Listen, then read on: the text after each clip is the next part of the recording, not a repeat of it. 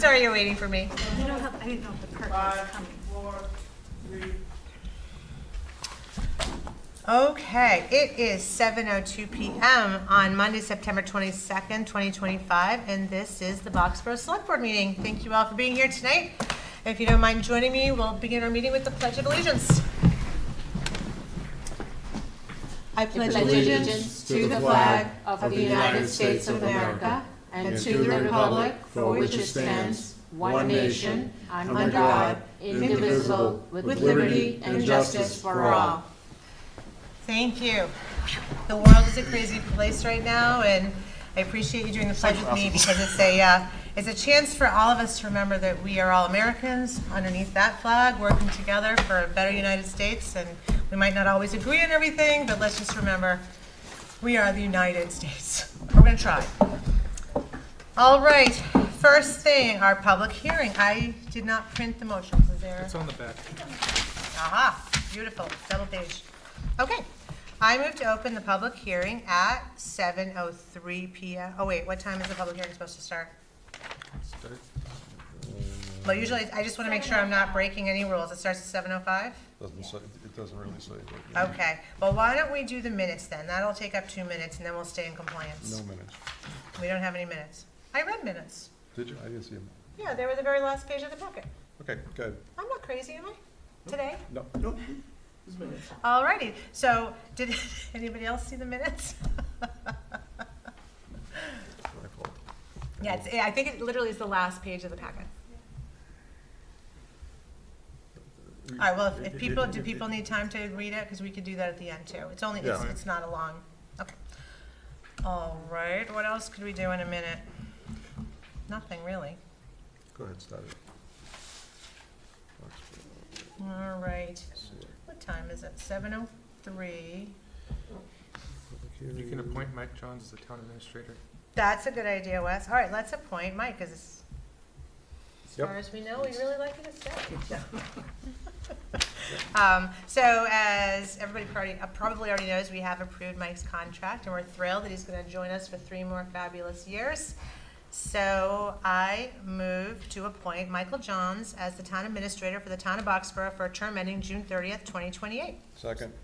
Any further discussion? Thank you. Thank you, Mike. Happy to have you for another 3 years. Absolutely. We sure are. We sure are.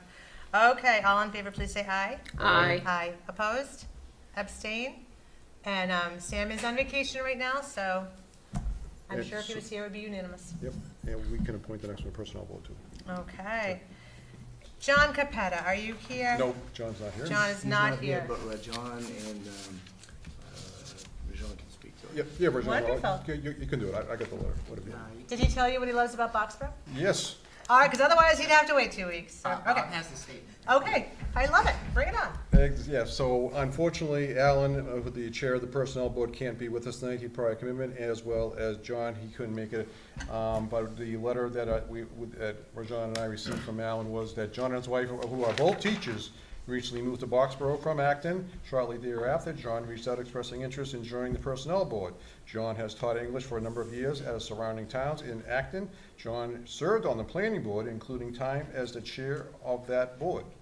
I have had the opportunity to meet with John, and I'm very confident he will bring very valuable experience and perspective to the personnel board. He loves what the town is doing. That is why he and his wife have moved to town. He will be a great addition to the board and an asset to the town. Well, what does he love about Boxborough, besides what we're doing?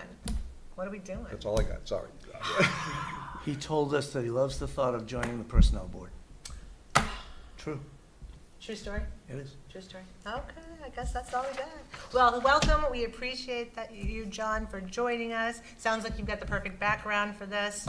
So, to join everyone else on the board. So, all right. I move to appoint John Capetta to the Personnel Board for a term ending June 30th, 2028. Second.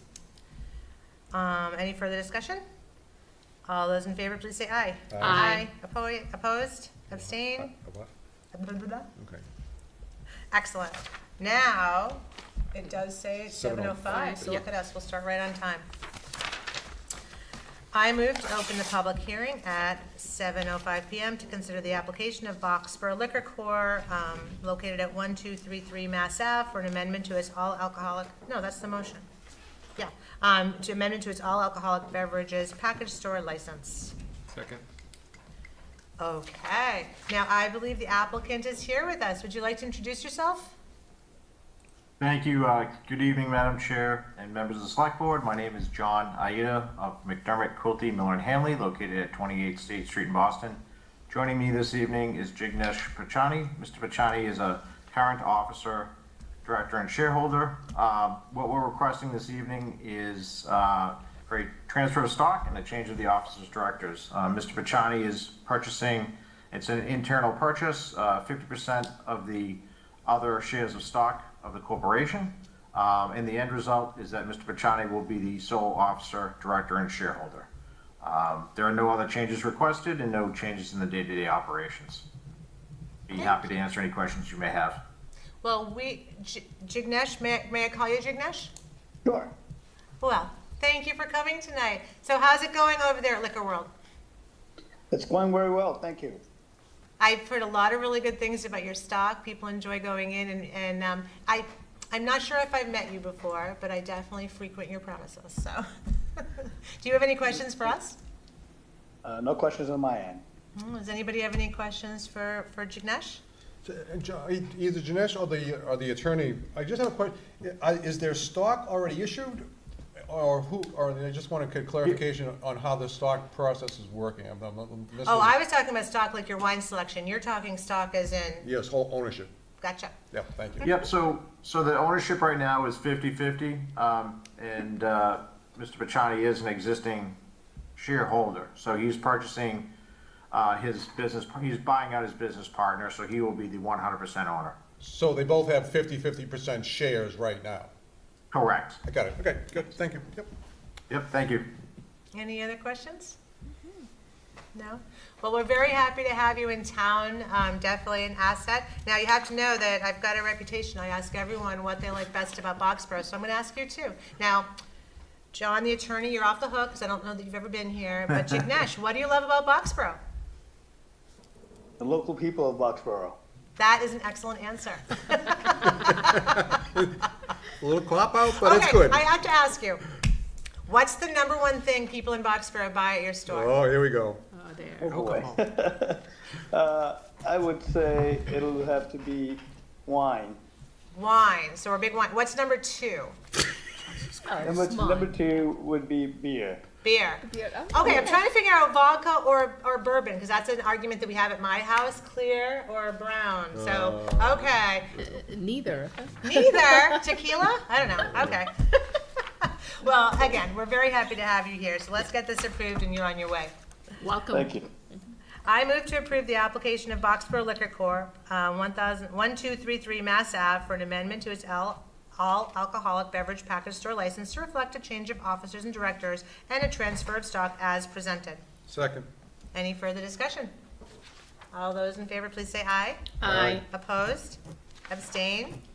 Congratulations, you are now the sole owner of this license. Exactly, 100%. Thank you. Thank you very much. We appreciate your time. Thank you for you. your Thank you. time. All right, I move to close the public hearing. It is 7:11 PM. Second. All those in favor, please say aye. Aye. Opposed? All right. 7:09, actually. Kristen? What did I say? Oh, you 7:09. know what? The 2 clocks are different. All right, it's 7:09, we're closing it. The analog clock says, whatever, it doesn't matter, 7:09. I'll read the computer from now on. Public input. Do we have any comments from residents on non-agenda items tonight? Oh, it's a rush for the microphone tonight. I love it.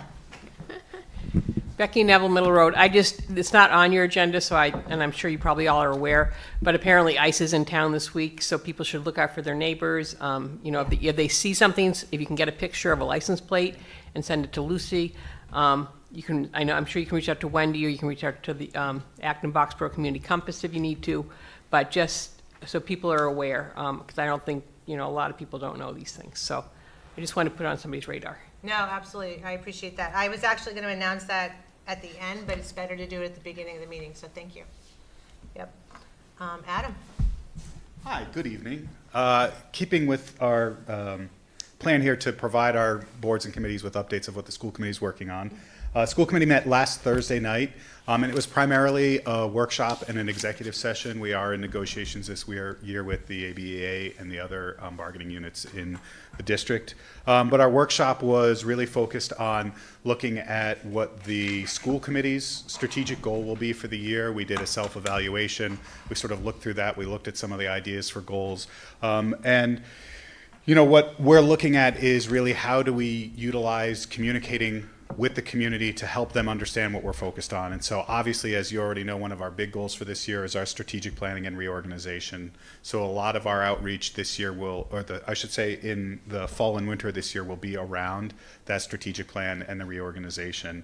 And then as we move into sort of late winter, early spring communications, we're really going to focus on what our budget looks like and what the outcomes from the reorganization, what that planning looks like, depending on what we choose.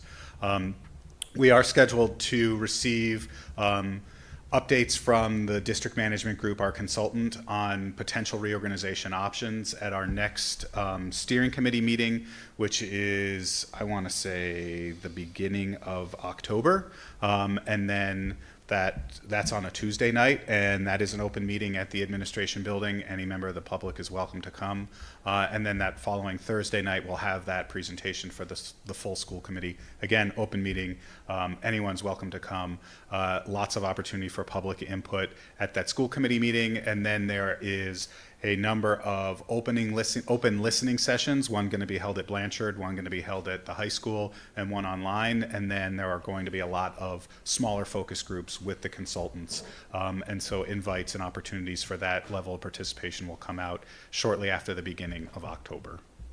All right. And that's what we're working on at the school committee. Any questions for Adam? Anybody? When's the first listening session, Adam? Do you guys have a date? Give me just a sec. So it's going to be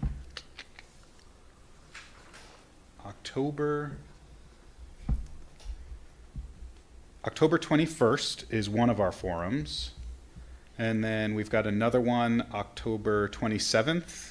And then the virtual one is going to be October 30th. The 27th is the one that's happening at Blanchard at 6:30 p.m. And that should be printed in your warrants as well for our first fall town meeting. Those dates and that information is printed in the warrant. And then 21st, where is it going to be? That's going to be at the high school. High school. Auditorium. Okay, because that's the day before our tri-board meeting, so I think it'll be a good one. Yes, we have a very busy week that week. So we've got that forum, and then we've got the tri-board meeting, and then we've got a school committee meeting the next night. That's actually a good point. It might be good to try to go be there on the 21st. to It'll be kinda a better get an idea. discussion. Yeah. Good idea, Priya. Good Yep. idea. And I can also just give the board some information after we see those preliminary suggestions in the beginning of October. And one of my updates to you, I can share some of that stuff so you guys are aware. Awesome. Okay, thank you, sir. What's up? 6:30. The forum's starting at 6:30. So, September 21st. Say it again. Good Lord, I've had a day. It's all right. October 21st at 6:30 p.m. in the ABRHS auditorium. And then October 27th at 6:30 p.m. at the Blanchard Gym. And then October 30th at 6:30 p.m. online, and there'll be a Zoom link for that. Thank you for not pointing out that September 21st was yesterday. Clearly, it would not have been yesterday. No. I appreciate your tact, Adam. I tried. But I did see the face you made. I've got way too many dates going on in my head too right now. I know, I was just like, what is it, where am I, what day is it? All right, thank you very much, all right. And Thank you. Yeah, those of us who can attend, I think it'd be a great thing to get there. Okie dokie, community announcements. We're gonna start with the Economic Development Committee, if a representative is here to speak to it. They probably didn't think we'd get to it this quickly. How about transfer station swap shed, anybody here yet? Madam Chairperson, I do believe Megan Bonner will be here tonight as well to speak to the EDC event. Okay. I'm here for the EDC event and the following two items on your agenda, so I can speak to any if you'd like. So why don't we start at the bottom, then we'll work our way back up and give Megan some time to get here. So why don't we start with the Mass DEP pay-as-you-throw grant? Yeah, absolutely. So it was brought to my attention that members of the board might be concerned because this program has been rather quiet as of late. Happy to report that Ian did work on this over the course of the summer, and we anticipate the next milestone being after town meeting. Of particular note to this program, so we received notice back in, must have been May or June of this year, that the Mass DEP employee who had specifically been providing us and several other communities technical assistance was transitioning into a different role. She's gone into the consulting field. She's still doing great work in the Commonwealth, but she's doing it from the other side of the aisle now.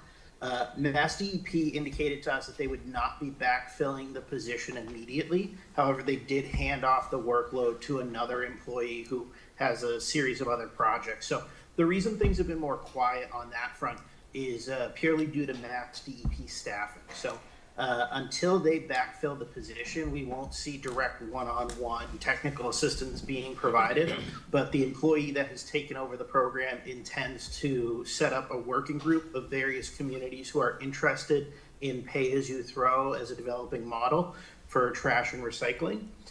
They have not established that as of yet, but right before she left, Julia, the previous DEP employee, worked with Ian to package up a whole bunch of data that he presented over the summer to the Sustainability Committee. His intent is to present that to the Finance Committee following fall town meeting and before they dive too heavily into the budget season. And the Select Board, if you'd like, could also be a part of that presentation. I think we would like. I think so. Alec, is the working group all set from our end? As of right now, yes, the working group was very much being driven by Julia coming in and making presentations, providing us the updated data, where she is no longer a part of the program and where Ian holds the majority of the data. He gave a generic presentation on the findings thus far to the Sustainability Committee. It would be the intent to continue leveraging that working group because Julia was very clear that that is a key component in the success of these programs. But as of right now, they haven't met since I would guesstimate June or July.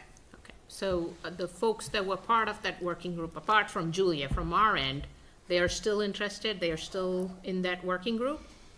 Yes, I've received no indication otherwise. Okay. That was very specifically for a member, I believe yourself, as a member of the Select Board, John Grevin as a member of the Finance Committee, and a variety of other stakeholders who would be very powerful in driving this program forward.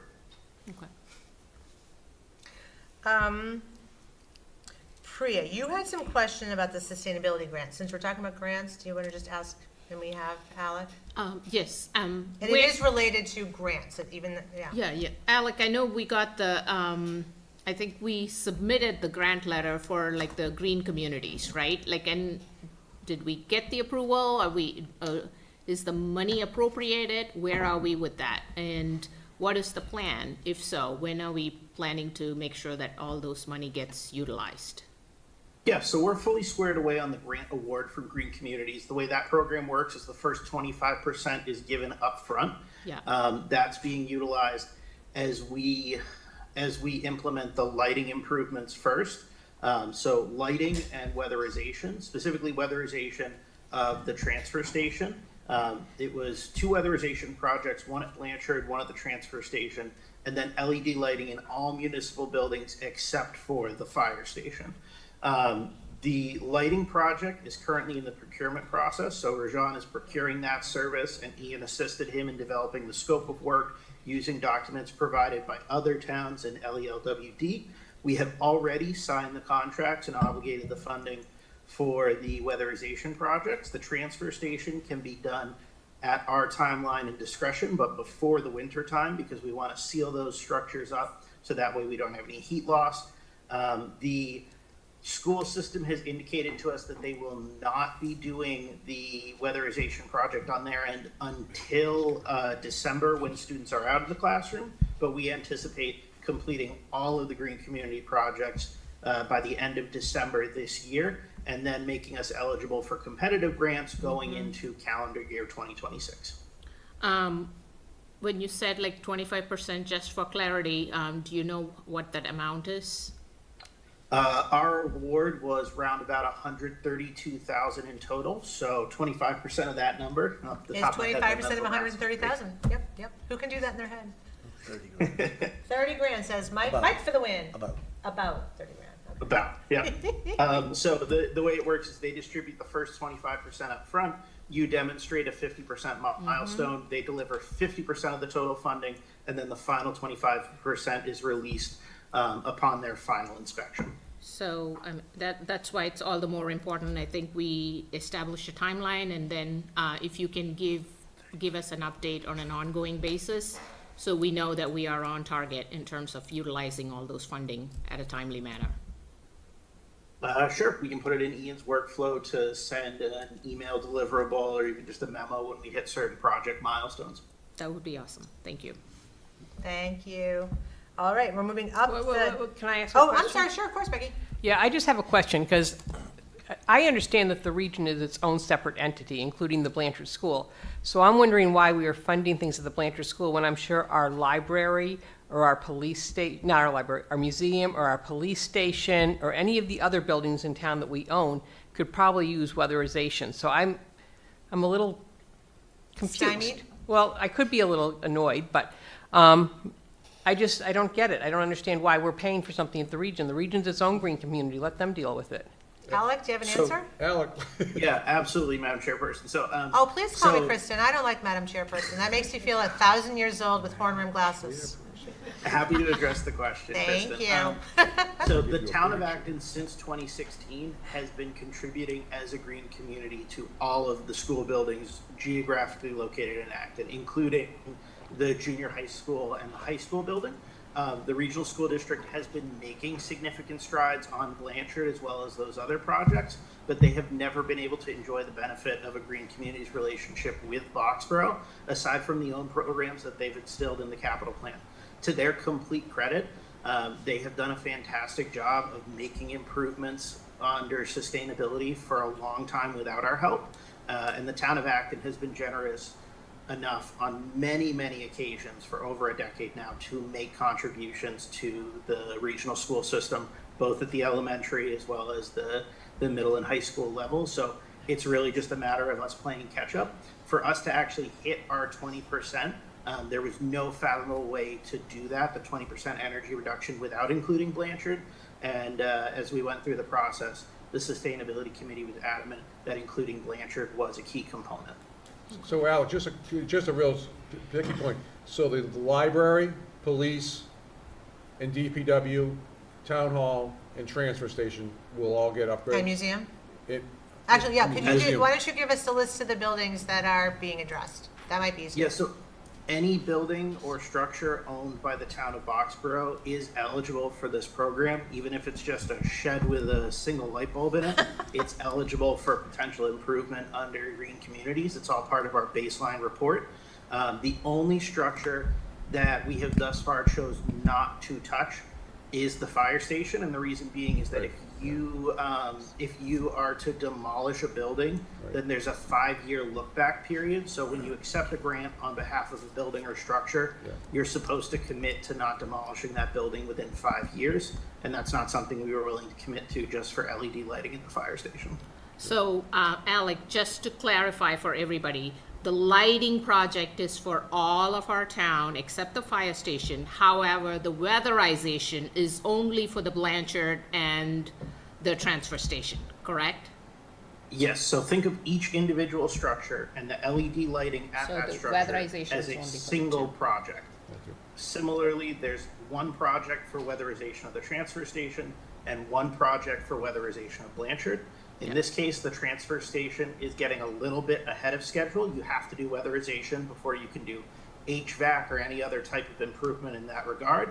And same thing for Blanchard, whereas LED lighting at a school is eligible in the competitive rounds, LED at municipal buildings is not. So we very strategically did the non-competitive projects first, where we're guaranteed the award, and then we're setting the stage at Blanchard and the transfer station for future projects. So moving forward, Alec, would it be feasible before we finalize on what we are going to be utilizing the projects that we get to give our input? if we can bring it to the us? select board, the select board did weigh in and set a process for this last year. That being that my office will prepare the application and meet with the sustainability committee for input. So the sustainability committee is the agency that was chosen to provide input as we're selecting and prioritizing projects each year. Yeah. So once the sustainability decides, if it can be brought forward to us again, maybe Mike, you can also help with that in terms of like making sure that like we get to have a final say, I guess. You point these It's already people been, to do their it's work. already been decided. No, no, not for this one, for the No, I future know, ones, but I'm saying. You like- appoint this committee to do their work, and we've delegated this work. I don't know why we need to then, it almost seems like it's micromanaging, like saying, go and do this work, and then bring it back to us, and we'll tell you if we like it or not. No, we can give our input, like, it's not like we are completely going to say yea or nay, just like every other committee, like, I mean, maybe then, it like, comes if to the they let fire us state. know what meetings it would be, because then we can attend their meetings, like, otherwise, it's like, I see it as just, Well, I think at the end of the day, the process is the select board does give input and signs off on it, right, Alec? At the end of the day, we do. So I think all Priya is asking is for information as we go along, so that when we get to that point where we're approving it, we know what we're talking about. Which would be a very casual absolutely. way We're of happy to explaining check that. in. We're happy to check in with the select board whenever needed. You know, that's an important part of any of these processes, just because you are the highest elected officials, and if we're not keeping you informed, we're not keeping the general public informed either. Wes, I do hear what you're saying about not micromanaging. I think just understanding it so we know what's going to be done, and then, you know, taking input from sustainability. Who's the sustainability liaison? Is that you? Okay, so excellent. So you'll be way on top of it. Yeah. Okay, awesome. Moving up the line, transfer station swap shed. My son takes my trash for me, so I do not know, but I heard it's under construction and we're really close, so fill us in. No, it's built. It's all built? It's up and it's running. It's beautiful. Ah. It's up there, it's in, they stained it, it's got lights, everything. It's beautiful. Ah. Alex? Yeah, so the sustainability committee opted ultimately for an Amish-style built wooden swap shed. It's a beautiful piece of construction. It really fits kind of the character of Boxborough, and it fits physically on the site perfectly, where we have a little extra overflow for some outdoor storage space when in operation too. It's a great sturdy structure, and the sustainability committee 2 weekends ago did a work party. So they went out, they brought some extra volunteers to stay in the shed, to prep it, to help get it to that final milestone. It was physically built off-site, brought here to Boxborough, and then we put the finishing touches on it.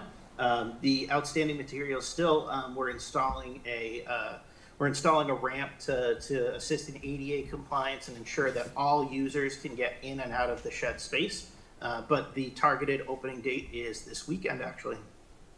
That is so fun.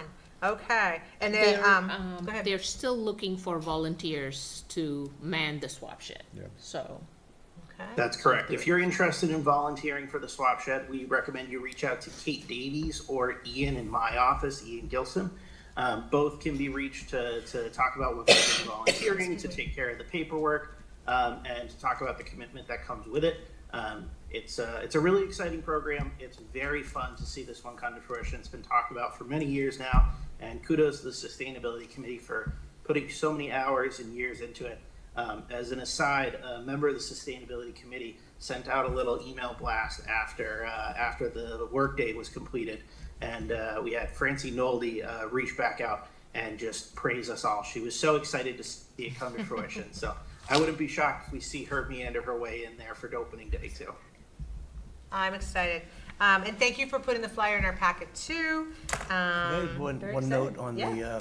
so the opening, as Alec mentioned, is this Saturday, the 27th. Kate has decided to staff it with 3 volunteers, 2 who will be in the swap shed, and then 1 who will be managing the flow of traffic.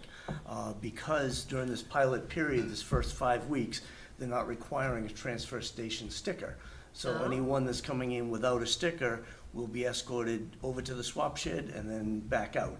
You know, so they won't have use of the rest of the transfer station. And that's, again, for a 5-week pilot period. They'll see how that works.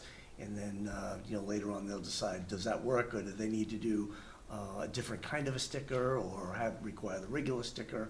But people can expect that if they're coming in without a sticker, they'll get escorted straight over the swap shed, and that's their only access there. I like the inclusion, Right. opening it up to the whole town instead of only people with stickers. Right, and that's for people both donating items as well as coming in to shop and pick up items. I will tell you, my family brings something home every weekend.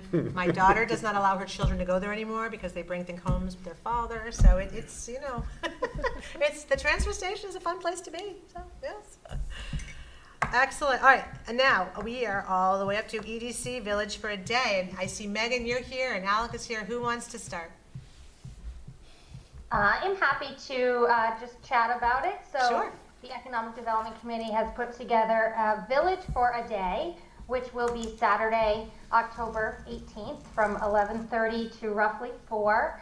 And we are currently putting together a list of businesses, goods and services, people that maybe we'd like to see in town, to basically have people visualize what it would be like to have a walking community. A lot of this came out, as Alec probably can comment on, from the survey that was done in the Tie and Bond consults to talk about the walking community, and then basically having more opportunities for people to walk around and check out our businesses.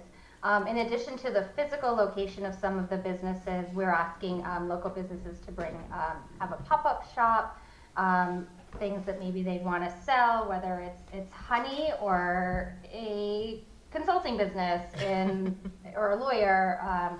We're also asking Pink Dog, as well as Alpha Cars, starting out at Middlesex Savings Bank, planning to have the Two Friends Chocolate there, Middlesex Savings. We're asking Gina's Dance Studio to maybe offer a little class to show off some of her services there. I know we did something similar with Springfest when I used to run the Winterfest and the Springfest with the Recreation Commission.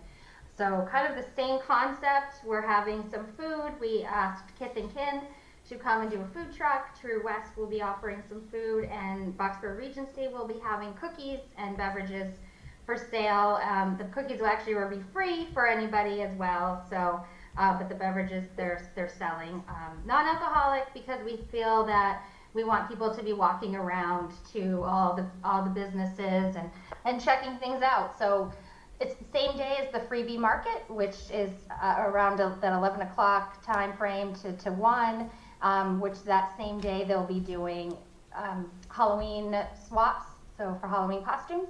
So hopefully they will have a lot of people out and about, planning to also use the church. We talked to Mary Pavlik and the people over there to help to see if we can use the space. So that will be a space, the town hall will be a space, possibly across the street, and then the Middlesex Savings. But in addition to having those spaces, we're also trying to recommend that the businesses around have an open house, whether it's Bravo Pizza or Oscar's, telling people to come down and check that out. Mark White is offering to have his architectural spot open, his wood shop spot open, maybe with some balloons we'll put around town as well. So it should be a fun day, and the rain date is October 25th, and hopefully we'll have some people out and about buying some things and checking out also local artists we've been inviting. So we're starting to get the word out, so feel free to spread the word. We're sending out emails, and the Economic Development Committee is going around literally door to door to some of the businesses, telling them about what's going to happen on that day.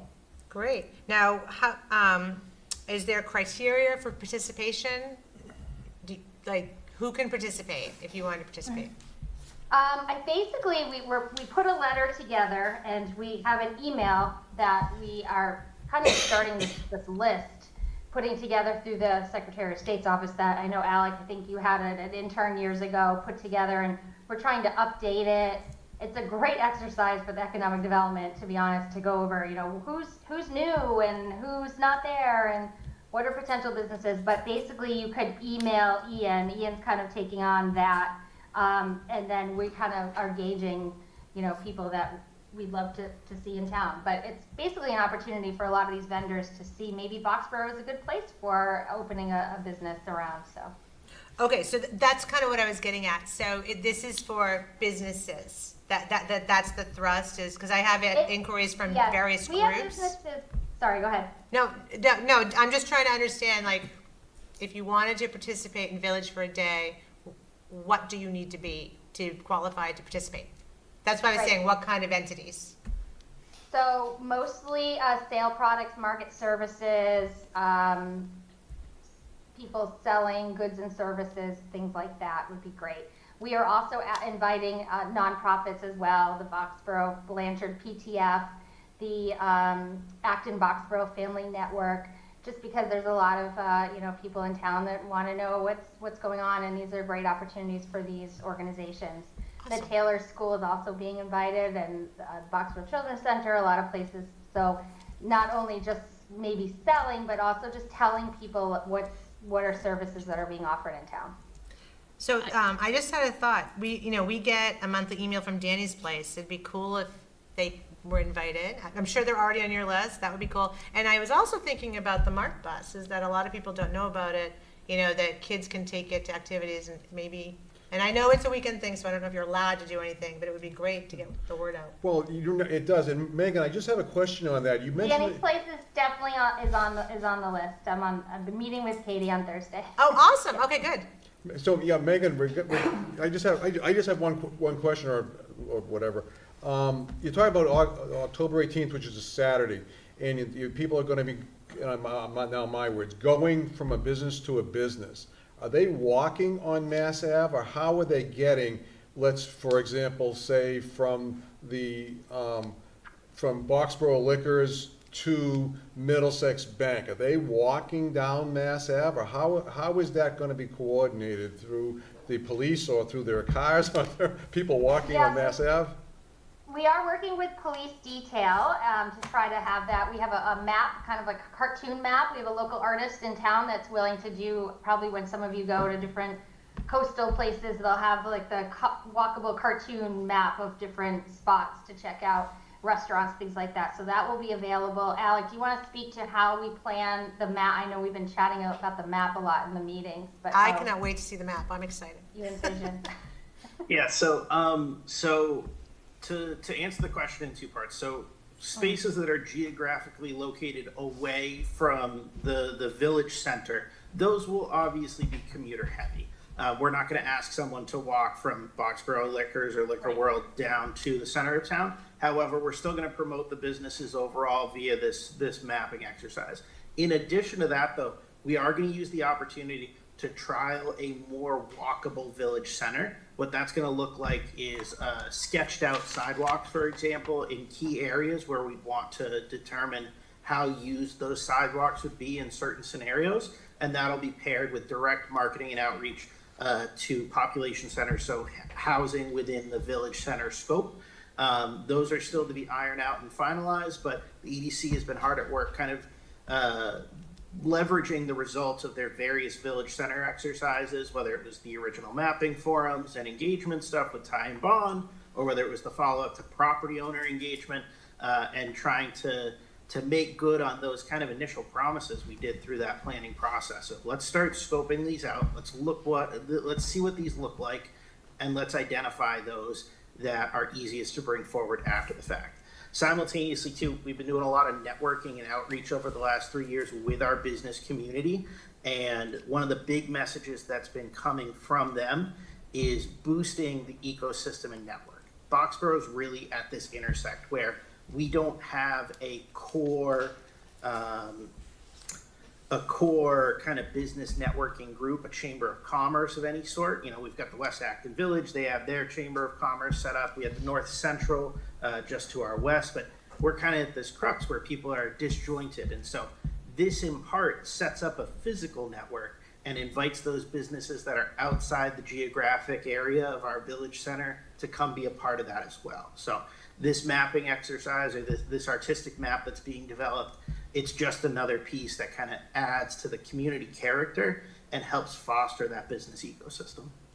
So, Alec, to ask the question that Christian asked, would you consider using the Mart service to bring someone from, example, Boxborough Liquor to the Two Friends Chocolates?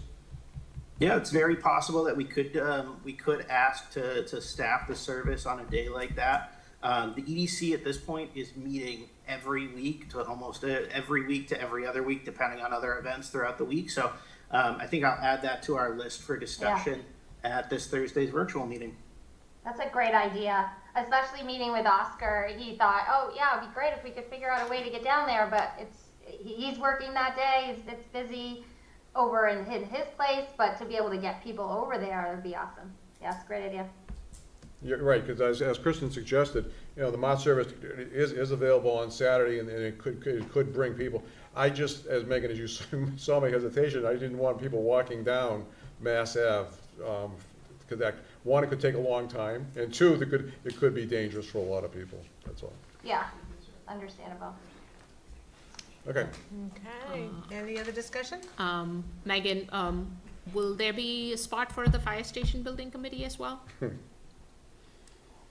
I think there could be. Yeah, okay. And one of the things I would also suggest is maybe you guys might want to put it in our front page of the webpage, where maybe we could swap where we have the I-495 bridge has been reopened in that spot. You guys should probably put the village for a day link there, along with the map. Yep. Where exactly things are going to be. Yeah, we just finalized the letter and everything today and the flyer, so we'll put that out there for sure, definitely. I think you guys had a flyer. I think I saw under the EDC agenda item, so that flyer looked good. That could probably go there. Correct, and we have Alex working on a QR code and tracking the businesses so that people know what other businesses are planning to come. So that will be helpful to know too, even for the businesses. So that should be a good opportunity. And then we're also would love to have information about town meeting, because it will be, well, it would actually be after that. So Yeah, it'll be after that. Yeah. Okay, any other questions or comments? Any ideas, feel free to let us know. Sounds good. Thanks, Megan. All Thank right. you. We appreciate it. Thank you, guys. Thanks, Alec, for being here tonight. Have a good night, everybody. You too. Bye-bye. I'd love to be there in person, but I have 6 12-year-old boys for a sleepover right now in my house. So sorry I can't be there. Oh my goodness. We'd love to have you too. It's much quieter here. Come on over. No. Good luck to you, Megan. It's a camp out though, so keep them out of the house. Oh, that is so cool. All right, you're doing a fire? Yes. No. Going on. Just a cooking fire, Bob. Just a little Just a fire. cooking fire. All right. Dad's in control with lots of water. Have a s'more for me or a hot dog. Right. All right, have Thank you, fun. guys. Bye. All right, thank you. Okay, moving right along. Fire station temporary quarters. Who wants to update us on where we are with that? So the day after you had your board discussion on that with the chief and the president of the fire union, the chief and I got together. We spoke with several modular companies, folks that lease out these housing and showering units and stuff like that. So I've got a couple of them pricing. Can we describe them a little bit, like what it would look like, what they are? Are Sure. we getting there? So this, well, to back up, to do this for a long term, a year and a half to 2 years, I checked with the building commissioner. We have to do what's called a residential, it's got to meet residential code, which is more expensive than the commercial code because they're actually going to be living there. So we've got someone designing facilities to this zoning standard. And one that's being worked on is similar to a double wide. I think it's, I believe it's 26 by 65 foot. It's like a double wide modular. It's 4 single bedrooms, 2 bathrooms, and 1 shower facility. I asked them to fit 2 shower facilities if they can, and that will be self-contained, so that any discharge water will have to be emptied on a regular basis. We'll have to electrically connect this. So that's what was being designed and priced right now. So you're not allowed to put that into the septic system? They have to have a tight tank, basically? Correct. Okay, all right. Okay, keep going, sorry. And that's it. I'm waiting on pricing and design for those, and we've got a couple of companies working on that. So you said, Mike, you said 4 single bed and 2 Correct. bathrooms? And 2 bathrooms and 1 to 2 showers, depending what they can fit in the design. Yeah, Mike and I had talked about, you know, if we need male and female quarters and, you know, how we manage that. And that's part of the reason for the 2 showers, right, is to Yeah. have the, Right, separate bathroom facilities. Right. To accommodate male and female, Mhm. and the rooms will all be singles, so those would accommodate, you know, gender differences. so this would be 1 building or 2? This would be 1 building. Okay, because I have seen it somewhere, like sometimes where the bathroom facilities, for lack of a word, are separate from living quarters, but it's all one. Right, this is all one. Okay. I've got, that's one company. Another company is working on separate facilities, housing and the shower and bathroom facilities as separate units. So this will be in the parking lot? Yes, I had kind of anticipated, we haven't exactly cited it. Chief thinks maybe out to the front of the building, to one side, so they still have clear apparatus, radius. I was thinking it would be in the back, but, once we get the exact specs, then we'll go out and measure up where it will work and still have safe, you know, turning radius, yeah. radius for the apparatus. And Mike, the only question I have, you talked about bedrooms, bathrooms, and a kitchen. What about? Not No a kitchen, no kitchen. Just bedroom. Kitchen would still be in the fire station, the current fire station. So it'd be bedrooms, This will be just, It's just living bathrooms. quarters. Yeah, bedrooms, bathrooms, and shower facilities.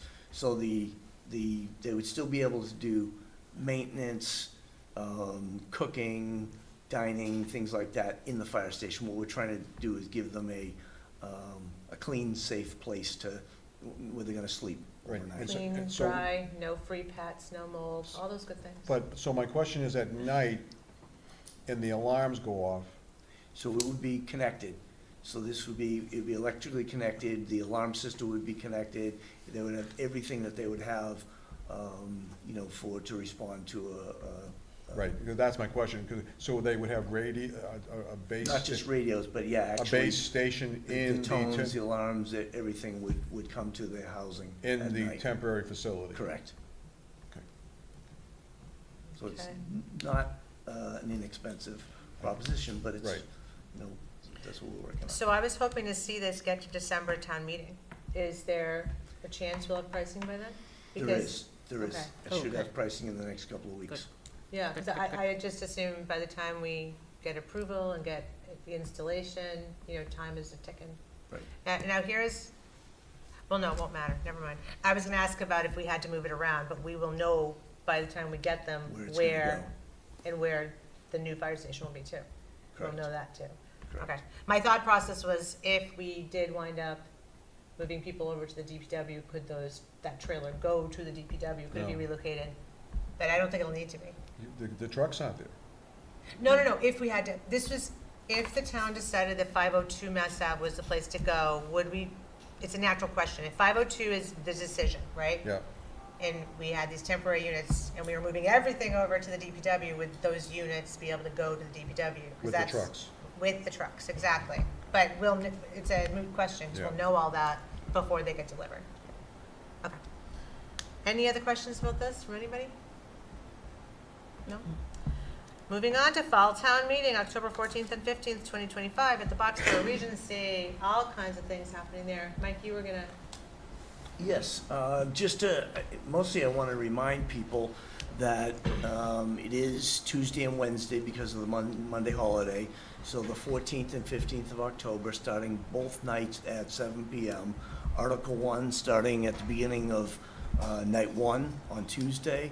Article 5 starting at the beginning of night 2 on Wednesday. There is free childcare, and this is all located at the Regency. There's a map and directions and a location of the actual, the room for the town meeting within the warrant. which should be hitting your mailboxes anytime Yep. now. And we are requesting that people sign up either through online or through the QR code for the babysitting. It's not required, but we do request. It helps for our planning. and also make sure that we have the capacity to bring in people. But if someone finds out that they are available to come to town meeting the day of or the day before, they can show up. But we request but not require pre-registration for the childcare. And the other cool thing is you can have your kids sit Both. with you in town meeting. So, even if you bring your children and maybe they're missing you a little bit, you can bring them in and they can sit with you. They can't vote, but they can sit with you. So, it would leave both nights. We'll have 6:30 to 9 p.m. on both nights. 9 p.m. because we figure most people want to get their kids home and to bed by that time or so. Anything else that we should comment? Even though town meeting starts at 7, the childcare starts at 6:30 each evening. Yes. Yes. So Yeah. people can People get in can there, get get there. settled. Exactly. Yeah. And then, so if somebody doesn't have a chance to register before, they would come in, fill out the paperwork when they get there, let them know of any allergies, that sort of thing. Leave a cell or any phone or special whatnot. accommodations Yeah. that are needed, and then still get in and settled for the town meeting starting at 7. And special thanks to the Regency for providing additional space for babysitting. Priya, thank you for working all that out. That's awesome. And the select board will make sure that there's fun things for the kids to do and probably nut-free, dairy-free, gluten-free snacks. We'll figure that out. We'll figure that out. In terms of the fall town meeting, Rajan, can you look in the in our webpage where it says fall town meeting information? Click here to sign for childcare. Can we say fall town meeting at the Regency? Information, just so people will know, because I don't. Oh, that extra Yeah, prompt. because people always are going to be thinking town meeting, it's going to be at the Blanchard. We want to make sure that it says there at the Regency. You know what? I'm so glad you brought that up. We probably ought to make sandwich signs Yes. for Blanchard that maybe we can use. Maybe I can borrow the fire station building committee's sandwich signs when they're done. Whoever made them did a fabulous job. Yeah, Sarah did. Larry Gor- oh, okay, Yeah, Sarah, Larry, yeah. Larry built it. Sarah did Yeah. all the. Well, maybe yeah. we can pop a poster on top of them just in case people do show up at Blanchard and then go, well, now where do I go? Yeah, and That's a good idea. can we send it in all our social media? Because I don't think we have to keep updating, and it needs to keep happening every so often, because it kind of goes Sure, we at can the do bottom, that. right? Like keep Right. refreshing it, so it keeps popping up. Great. So there's one other thing I want to bring up. So Wes and I had a conversation about the majority opinions in the warrant. And we were going back and forth. And Wes, you want to talk about your recommendation and how you, I don't want to put words in your mouth about why you wrote it the way it does. He did email it to everyone, so you all should have had a chance to look at it, what your rationale was on attaching your name to the minority opinion. I just don't want to put words in your mouth. Well, since I won't be there, if anybody had a question for me, they could get in touch with me ahead of time, and I was just trying to be available. So what I liked about it, so we went back and forth, because Wes had also included contact information, and I started getting nervous about that because I was worried that it would cause the perception that we were lobbying for certain opinions, or that we were having discussions when I saw the warrant as information coming out to to the taxpayer versus having a conversation. But the more I think about it, I wanted to ask what you all thought about putting names next to majority minority, because if anything, people know us, they understand our points of view. Like, how would you feel about starting that? I don't know. This. Well, you don't have to was- decide now. Yeah. Yeah, right off the bat, what I'm thinking is then if we put one for the majority, right? So it's pretty much we are making the argument, as you said, for or against the majority. Why we are going to be arguing why from our end, and then if it's a minority, whoever did the minority would be arguing from their end. I think that's. I don't know. I mean, Yeah. I don't care. It's just, I did it this one time because I'm not going to be here. And the meeting was scheduled, after my work, I have, this work event where I can't go. I was vocal that I couldn't be there, so I can't be there to defend it. And so if somebody is actually passionate enough, and I'll give you a surprise, no one's actually emailed me, or I don't think anyone will. But for the people that don't necessarily watch all these meetings and stuff, Mm-hmm. what are they gonna do when they get to town meeting and say like, oh, for the person that voted against it?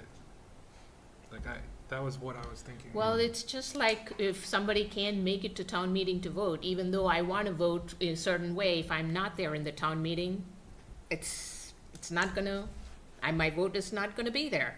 So, that's the way I see it. I don't think it should be, allowed to where do we start and where do we end, right? Like for everything, then we should be putting a majority contact this person, minority contact. Oh, no, I'm right? saying Like, could we just put people's names? Like what I was thinking in terms of transparency is when you see majority, minority, and sometimes it's 3-2, maybe people are wondering, well, which select board members are for this and which are for that? I think they will know when, when we, I guess, like, Not until town meeting. not, like Yeah, at the town well, no, meeting, again, the but like a- conversation, I mean, it wasn't, Wes and I were just texting, I don't wanna sound like we had a long, hour-long thing, but it Maybe did get we me really can, at thinking. that point, we can say, like, if people wanna know who, like, voted for how, they could watch the select board meeting on whatever day we took the vote. And that could be something that people can go and watch. Well, I just feel like that, okay, all right, like I said, I just thought it would be nice transparency, kind of like with Congress, we know who voted for what, like, we know what Jamie votes for and what he doesn't, we know what, so when I think about that at this lower level, would people want to know the positions of the various select board members? That's all I was thinking, I wasn't saying include contact information and all that, Yeah, but just to understand the select board dynamic. I think if we let them know that this was, the vote happened on such and such date, the minutes will have the details. So then we'd Or have to like- add that to the warrant then, voted on such I a. think we can explain that during the meeting, unless No, if no, what somebody I'm brings saying, it this up. is in the warrant, so what you're saying is tell people if you wanna know who voted for whatever, go watch the meetings? That is for anything though, Kristen, isn't it? Like, No, I but mean, for the warrant, that's when the town is making the most major decisions, that's all. So, like I said, even in the warrant, like anything, if there is a majority, minority, for anything, there is. but you don't think taxpayers have a right to know who the majority, Who minority they is? do, and that's, like, if they bring it up, like, but then for every majority, minority, we'll have to explain who voted for majority, who voted for, we All have it is never done adding that. names. No, we've never done it, you're right, it's a departure from what we've Yeah. done in the past, but there's no reason we couldn't. And like I said, I just really thought Wes had a great idea, because I think people do wanna know which select board member has feelings in either direction. So all we'd be doing is adding names, that's it. The majority, Sundaram, Hilberg, folks, minority, Anderson, So then, like, we'll, whatever your name is. So we'll have to keep starting for everything moving forward, for every vote. All right, well, I'm just throwing it out there as an idea, that's all. Bob and Wes, do you have any thoughts on this? I mean, and I'm okay if you all say no, I thought it was a really interesting thing to think about. I mean, if people wanted to know, they can.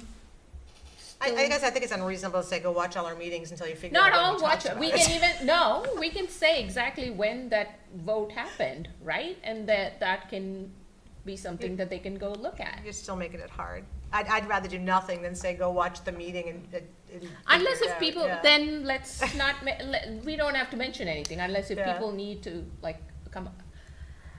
Kristen, at some point, like, we'll have to it's not like we are doing all this behind closed doors. If people really want to know, they will know before, when they get the warrant article, when they read, they can always go back and check, like, who voted how. Because it's there in our agenda, it's there in our minutes, it's there televised, it's all recorded. I'm just trying to make it easy for people, that's all. No, but like, Yeah. there's gotta be a place where, like, everybody has responsibility too. Like, when do you stop, where do you stop? Like, you keep going. I can tell this has been discussed already. Wes, do you have any thoughts on this?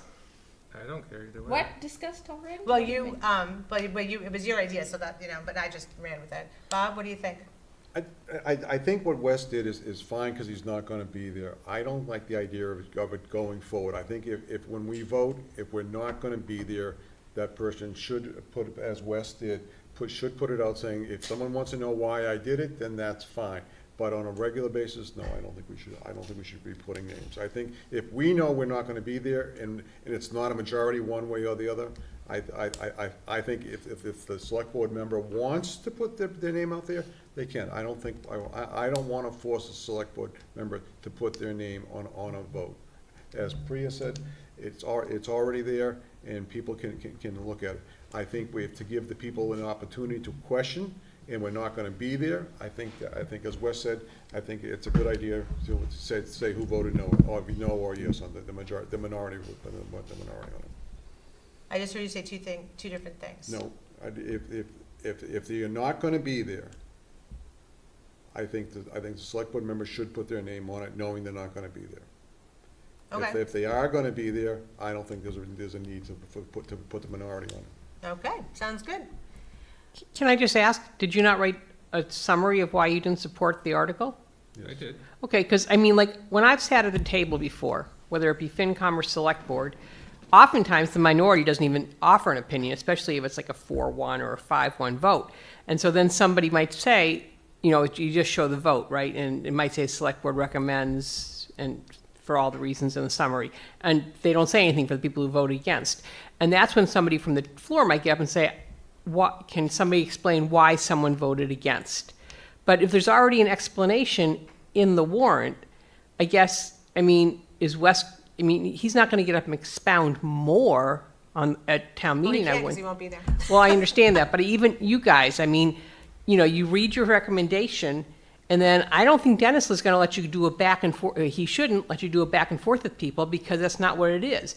You've given a recommendation for, against, however you want. And if somebody's not going to be there, I think having a written recommendation is good. I just think that, and if somebody doesn't actually write one, then I can see where someone might say, what's the minority's opinion? Because I know that happened to me at least once when I was sitting at the table, and I was the minority. And so I had to explain why I didn't vote for something, because I didn't put an actual written recommendation in. But if you have written recommendations in, because again, it's not supposed to be back and forth between the select board and the people on the floor. I don't see the point, but anyway, my 2 cents. Okay, no, good. Any other discussion? Like I said, I just was curious what everybody would think about it, because I thought it was a very intriguing idea. All right, moving along. Town, oh, Can I what's that ask for like? one other thing Yeah.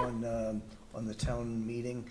Now, this focuses towards the December town meeting, but we're missing one meeting in October because of the October town meeting. So we'll have a regular select board meeting just before town meeting, but it's gonna be focused really solely on that night. So then you only have one more meeting in October to get ready to finalize your warrant articles, and we're gonna be on a very compressed schedule. So we were talking in administration about the thought of maybe the select board having an additional meeting the week after the October town meeting, so on October 20th. And I didn't know if, and we can I want to at least throw it out there, you don't have to decide tonight. We may want to think about that so that you have a chance to figure out who's going to do, do your vote, initial vote, start working on your recommendations, and then you have the last meeting in October to finalize the warrant, because it's going to go to print in early November, like the last, I think the Friday of the first week of November. And I just wanted to mention it tonight because we are on a pretty compressed schedule. Okay. I don't have anything. I mean, that will wind up being a really busy week if we, but it is what it is. Yeah, the 20th, 21st, 22nd. Yeah. And I don't know. What about the fire station? Here's the week. Oh, thank you. Mike, fire station, do we, what, like, is it the 1st and the 3rd? Second and fourth. 2nd and 4th. Oh, so that week will be like every That would day. be 4 nights for you. Yeah, Yeah. that's a lot. But on the, I mean, if we have to vote the final warrant on the 27th, I'm not sure what else we do, to be honest. We'll be hustling. And we don't have to decide it tonight. I just wanted to throw it out so you get thinking about it. That, I wouldn't want you to have to try to do everything in the one night. Write your recommendation on the fly, do your vote, and then it's off to the printer a week later.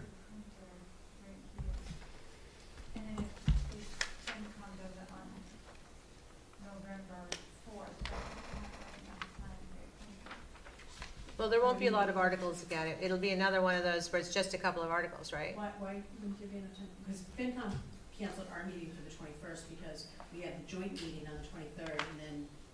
22nd, 22nd, and then 20th. Yeah, so, sorry. All right, so you canceled your meeting on the 21st, and your next regularly scheduled meeting is November 4th? I think so. Yeah, I think, yeah. Are you willing to meet the 28th? Well, I'm not the chair. No, I know. Can, The chair. maybe you could bring it back. No, that was, Yeah. One of maybe. I these. think we were just like, there's so, I know, Bob's gonna yell at me. So, let me go to the microphone. Well, you're walking so well now. I know. Without the Show cane off. now, I was just gonna give everybody a show. So we canceled the 21st because we had town meeting the week before, then we have that joint meeting on the 22nd. There's a fire station building committee meeting, and, because when we scheduled the 22nd, we just decided, you know, it's not January yet. We meet every Tuesday in January. right. So I could put it out there for the 28th, but I'm not understanding why, if we do everything like we did this time and have our final vote on the 4th, and it's not going to the printer until Friday, and you get it to you Wednesday, I mean, there's only 3 articles. Right, when we talk about the way we did it this way, you gotta realize it was a hot mess trying to get it from the votes and recommendations and then out the door to the printer. We're just trying to be as organized as possible. And again, we don't have to decide this tonight. And this would be, adding this one more meeting is gonna be a horrendous week for me as well. For all of us. Because it will be every single night that week. But just wanted to put it out there and just start thinking about what the schedule looks like to get to December, because it's gonna be compressed. Well, I think we should meet on the 20th, because otherwise, the select board, because otherwise we don't have any time. We'd be doing it all in one night. So I'm gonna suggest that we do have the meeting on the 21st and the 27th. And I can reach out to Tony and let him know what the thought is here. And it will most likely be on the 28th, I would imagine, not go back to having a meeting on the 21st. I think there was a lot of opposition to, meeting 3 times that week.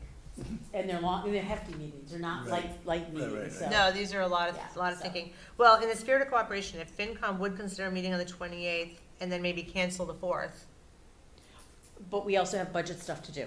right? So- Well, I don't know if you could do your, well, I'm Yeah, not we'll gonna figure it out. micromanage I'll it. You talk get to I'll decide. let Tony know what you Right. guys talked about tonight, and then Okay. we'll go from there.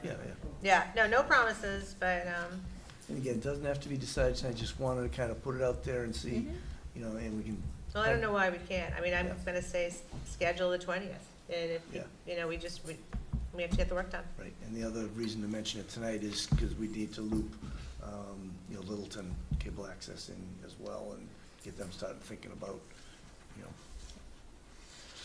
Okay. anyways, that's all I had on that. All right, thank you, sir. Town hall hours of operation. So that's the next thing, new business.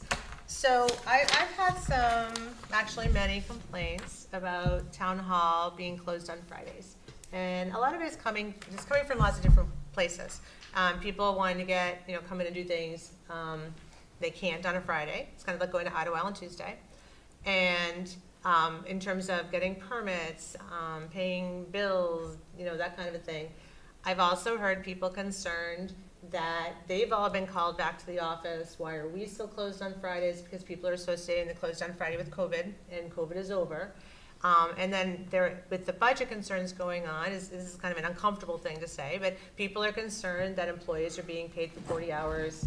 I don't see them at town hall. I sent an email, nobody's answering. Now, I don't know who they're emailing, so I'm not gonna, I'm not pointing fingers at anybody, but there's a perception in town that things are amiss at town hall. And again, it hasn't been just one person, it's been several people and contractors. So, Priya and I talked about it, and we just thought that it should come to the board and come to you to, for some discussion. We used to be open Fridays until noon. The original reason for closing on Fridays was to allow staff to get their work done, but they weren't physically in the building. It's kind of like half days at the school, where people think teachers aren't doing anything, when we actually know they are doing things that half day. So anyway, just wanted to bring it before the administration, before the board, to kind of have that discussion. Mike and I talked about it a little bit this afternoon, and he was even saying that, well, if the issue is people can't get here on Fridays, well, Friday's a work day also, maybe we talk about evening hours, which we also used to have. Liz Markowitz used to be open on Monday nights, and she would take the bills and, answer questions, and she was physically in the building. And I know this board did bring that up before. I believe. And it just didn't really go anywhere, but it's come back again, and I think that, you know, bringing it back to you as town administrator and staff, just kind of talk it through and give us your thoughts. Sure.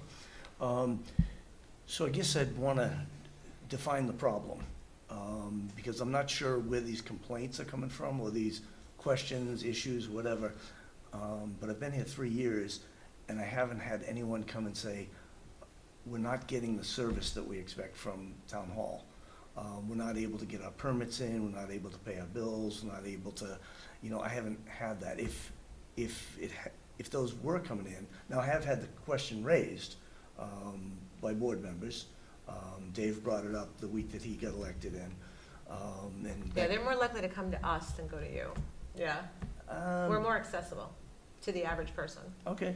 I'm not sure that I agree with that, because my door is open all the time. Oh, I understand that, but I don't know that the average taxpayer thinks I'm gonna complain to the town administrator, they're gonna complain to their elected official, is Right. really where I'm going with that. I'm not saying, again, there is no shade being cast on anyone, I'm bringing forth, I've had 4 taxpayers bring this up to me in the last 2 weeks, which means they're either talking, or it's a real problem, and either way, we have to address it. Right.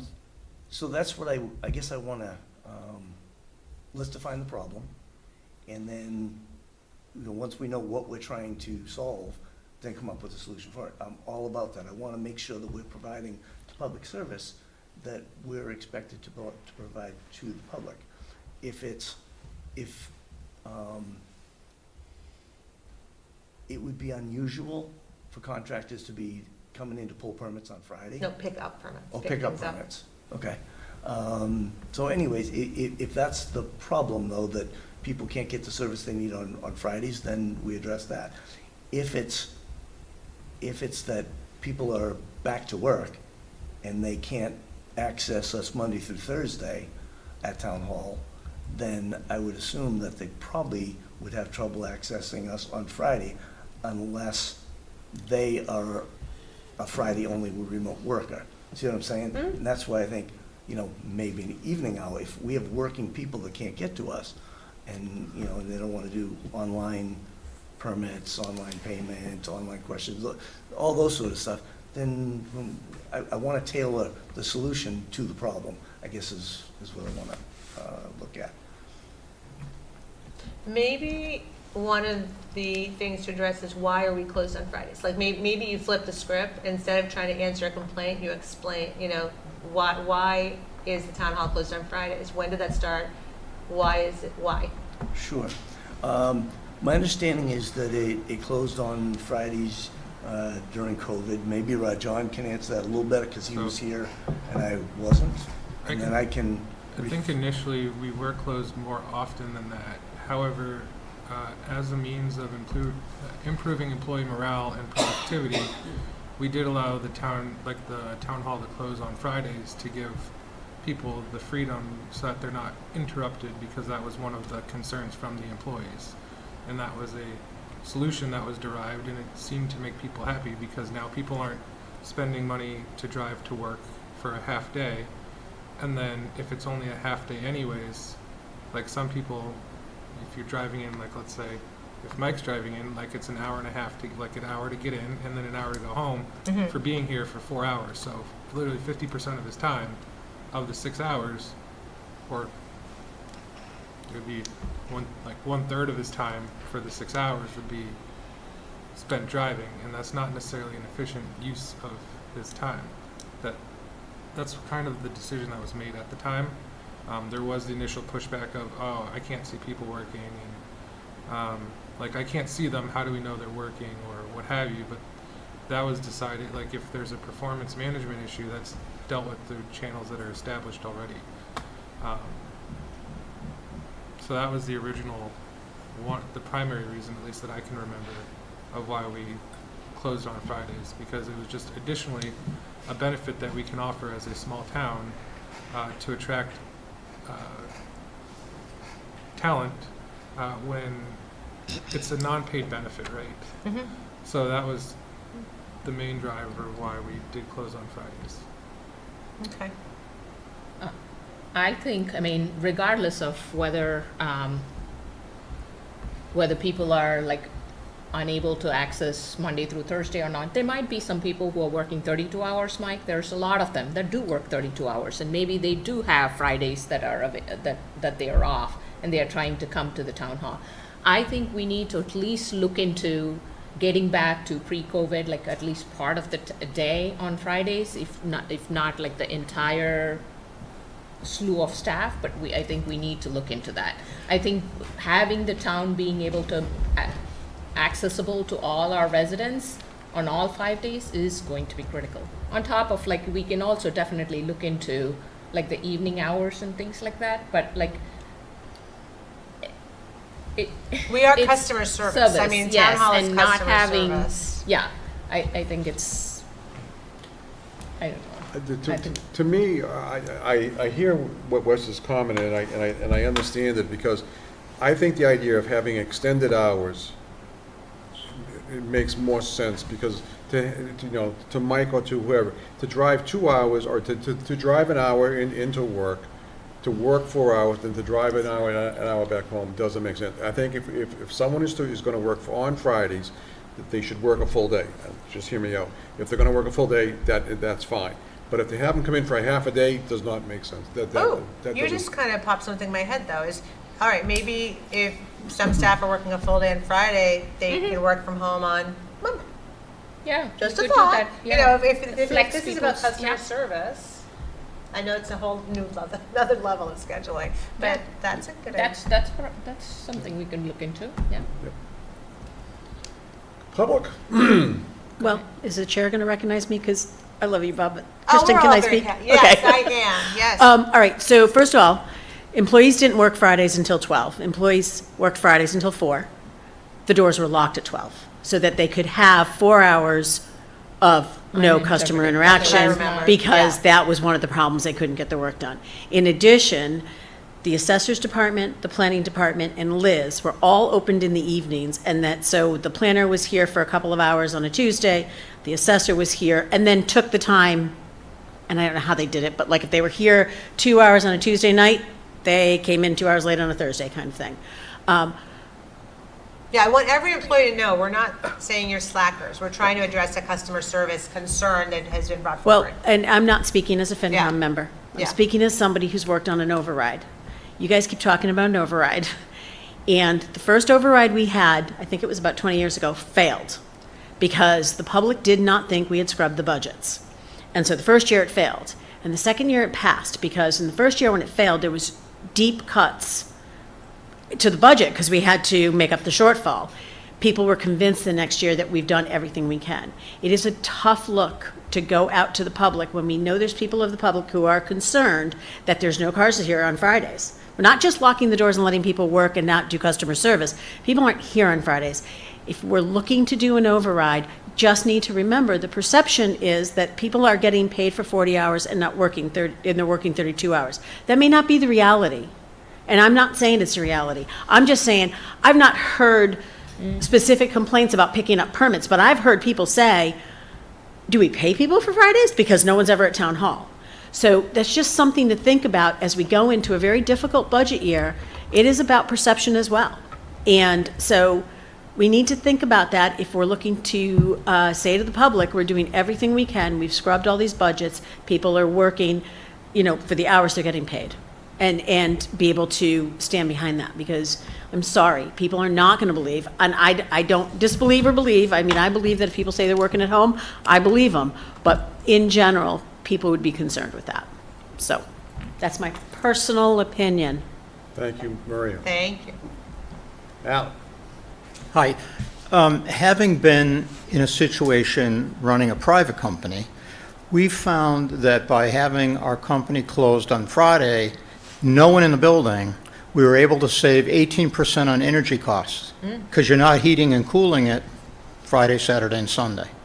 The other thing we found is that our competitors made their staff work 5 days a week.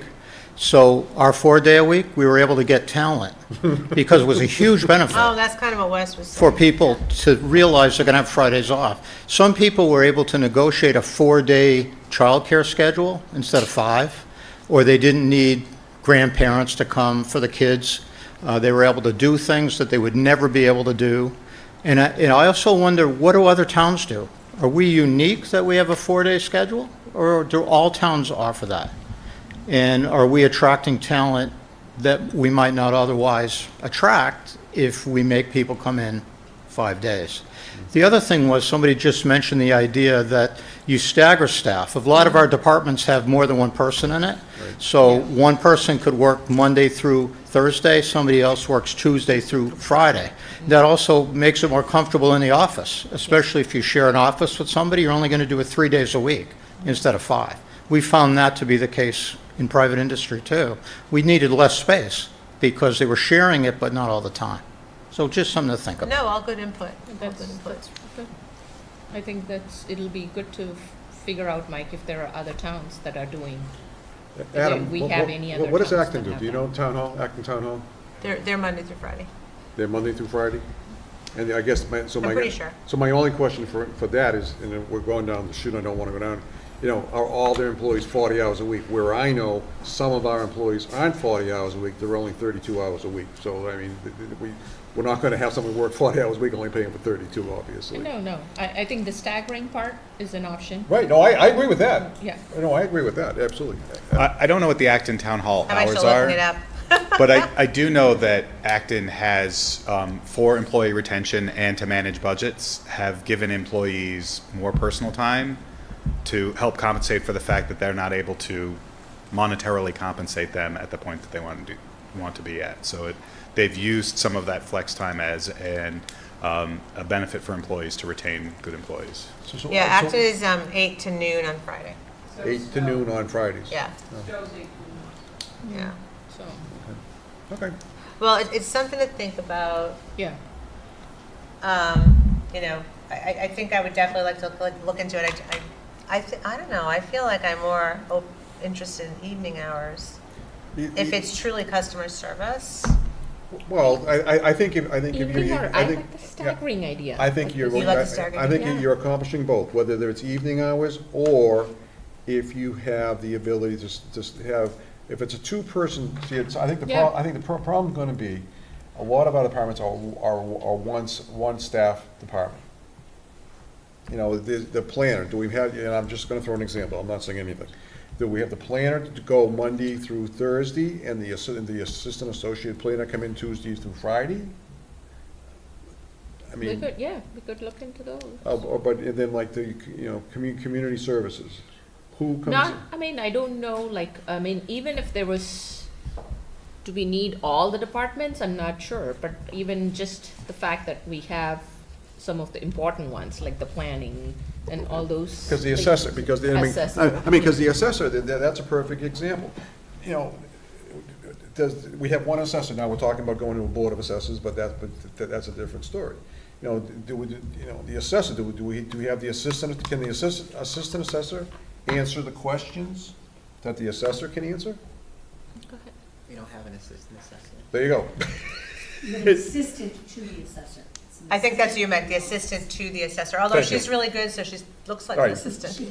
She's very smart. But okay, so that's what I'm saying. Yeah. So the assistant to the assessor, if we go with the staggered hours, is that person able to answer questions? I think first, if we make an effort to have at least a few people, that by itself will kind of like calm some Calm of the perception. The perception, Yeah. right? Like it doesn't have to be across the board. If we don't have, like if there are 2 people in a department, then maybe they can like kind of stagger the schedule. But if not, I mean, again, this is something that Mike, you would have to like kind of map it out and see what is going to be definitely appropriate. look at this. Yeah. You know, I'm getting more of a sense of what the goal is. Yeah. Is try to have expanded hours for The resident, that's it. for town hall. Right. My concern is if it's a distrust of people working their hours, Right. that we got a bigger problem, because I'm the supervisor of all these full-time employees. And let me tell you the composition of the staff at town hall. So we have 7 full-time, 40-hour-a-week employees. We have 4 reduced-hour employees, and those are all benefited. And then we have 6 part-time, less than 20-hour-a-week employees with no benefits. So that's kind of the composition of town hall Yeah. staff. We do also post the hours, so if somebody says they can't go in on Friday, like, that to me is, it's like, you know, can't you look at when they're open and plan ahead? Like, It's just like we Unless did, I, God forbid they have a full-time job and can't get here 8 to 4. Well, to me, I call it the Idlewild thing, because I go to Idlewild like every Tuesday, because I'm an idiot. So, no, okay, but I'm never the only one in the parking lot, can I tell you that?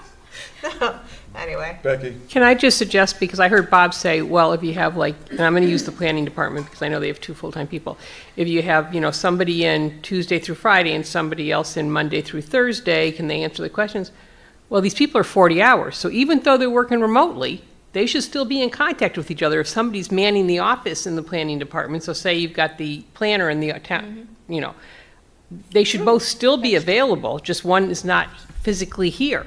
But I would think that if Ian called Alec, Alec would answer the phone or emailed him, or if, Very true. you know, if Rajan called Mike, Mike would answer the phone if it was, you know, Tuesday through Friday and Monday through Thursday or whatever. So unless you have like, and I would think on your reduced hour people, you would have them work like Monday through Thursday so that the full-time person can answer the phone on Friday, you know, will answer the phone if they're working remotely on that Friday, on that Monday or whatever.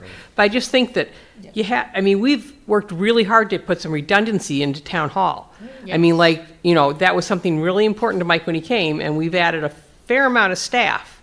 So there should be somebody here who can answer a question. And if there's not, then we have a bigger problem. No, right, and that's kind of my point. I think we have the staff who could answer, you know, whether they have the authority to answer the well, question. they can call. I mean, that's a good point. You know, They should be able to call. and they can call. I agree. I think there's also something to be said, if we're using the assessor's office as an example, but if I walk in and there's someone there I can ask the question, and even if they say, I'm gonna write this down and get it to the person who can answer for you and I'll get it back to you on Monday, that gives me a level of security. So no, maybe I can't get my question answered immediately, but I feel heard. Sure. And again, this comes back to customer service. Maria, you brought up a great point, because I was part of that whole override back in 2005 and all that good stuff too. And it's true, we got a lot of pushback, you know, how efficient are we? Then I go into Allen, you know, thinking, okay, should the town hall be closed entirely? Could we show enough demonstrated savings that nobody's there on Friday because we're saving money that way? So there's just a lot to think about right here. you're also not paying for the cover when somebody leaves because they get a more lucrative job that they have to go in for on Friday. I think we can be like held hostage by all the time saying that like people are gonna leave. I think we keep hearing this. I think we provide a very good service. Mike has a good leadership, I think, in terms of like, What is providing good service? no, have anything to do but with like competitive in pay? good, Wes, I don't think like every time we have to be afraid that they're gonna leave, right? So are we then such a bad employer overall? Like we do take care of our employees well, so, and we have good leadership, and it's not like a very busy town in terms of like having a lot of things that is going on. I think it'll be, so why would we think that they're gonna leave? Just because we asked them to do something a little different? I'm saying you're making, like, if you ask people to come in on Friday and say, come in on Friday, right? So people get their plans together, like we have, like you make these plans and then it is kind of like a, I mean, they should be working, right? Like, how do you make plans when you're working? It's supposed to be, they're supposed to be working from home. So you're making plans when you're supposed to be working from home? no, I'm saying like to the point of like the daycare, right? So like, yeah, I can go run to school and pick up my kid when I'm working from home and I don't have to pay the au pair to go do it.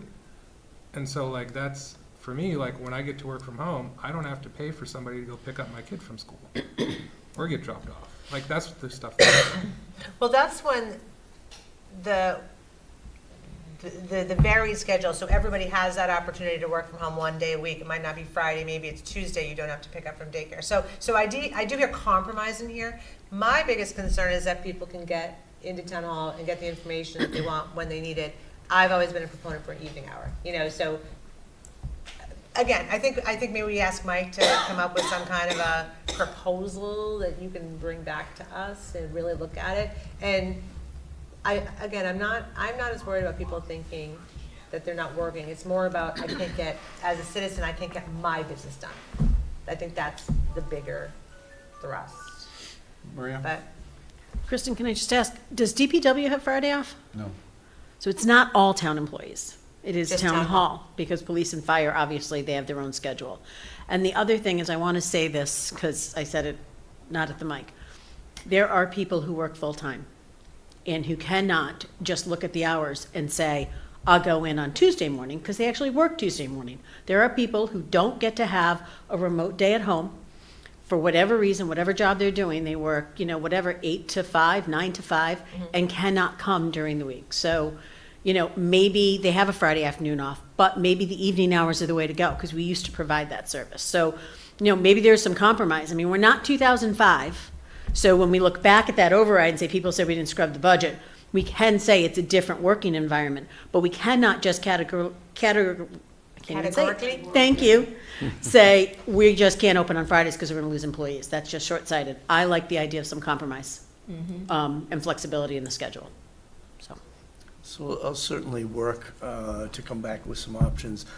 I will give you two examples, though, to something that Alan raised. And that is two particular employees that came here with a long commute because of that one day a week being able to work remote. I'm one of them. I would not have applied to come here with 50 minutes to an hour commute each way if I didn't have the option to work remote one day a week. I came with that expectation. Today, I had a newly hired young professional who has about an hour and 15-minute commute each way, who said, you know, saw this on the agenda, said, I don't know if you've thought about that you might limit your pool of applicants, but I wouldn't have applied here had I known it was 5 days a week coming in person. And he wasn't threatening to leave. she said they weren't threatening to leave. And I'm not threatening to leave. Right. I'm just saying I would not have applied here had it been, you know, the 5 days, because I would have applied to places that were closer to my home. This employee told me the same thing.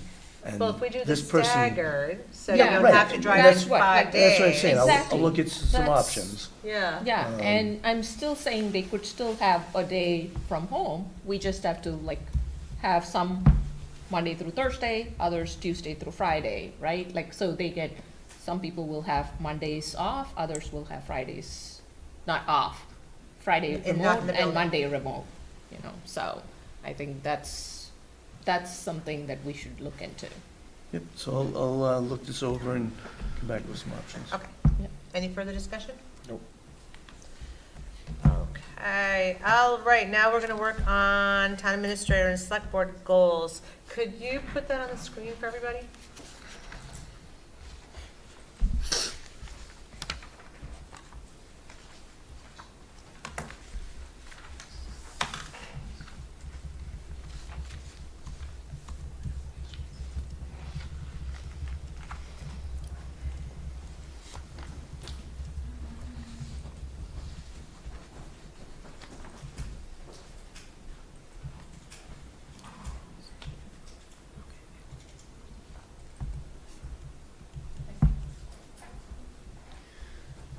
So as the goals are coming up, Sam, knowing that he was going to be on vacation this week, emailed Kristen and I a couple of things that he had in mind, and he also knew that this wasn't the end of it. This was just, you know, further discussion of the goals.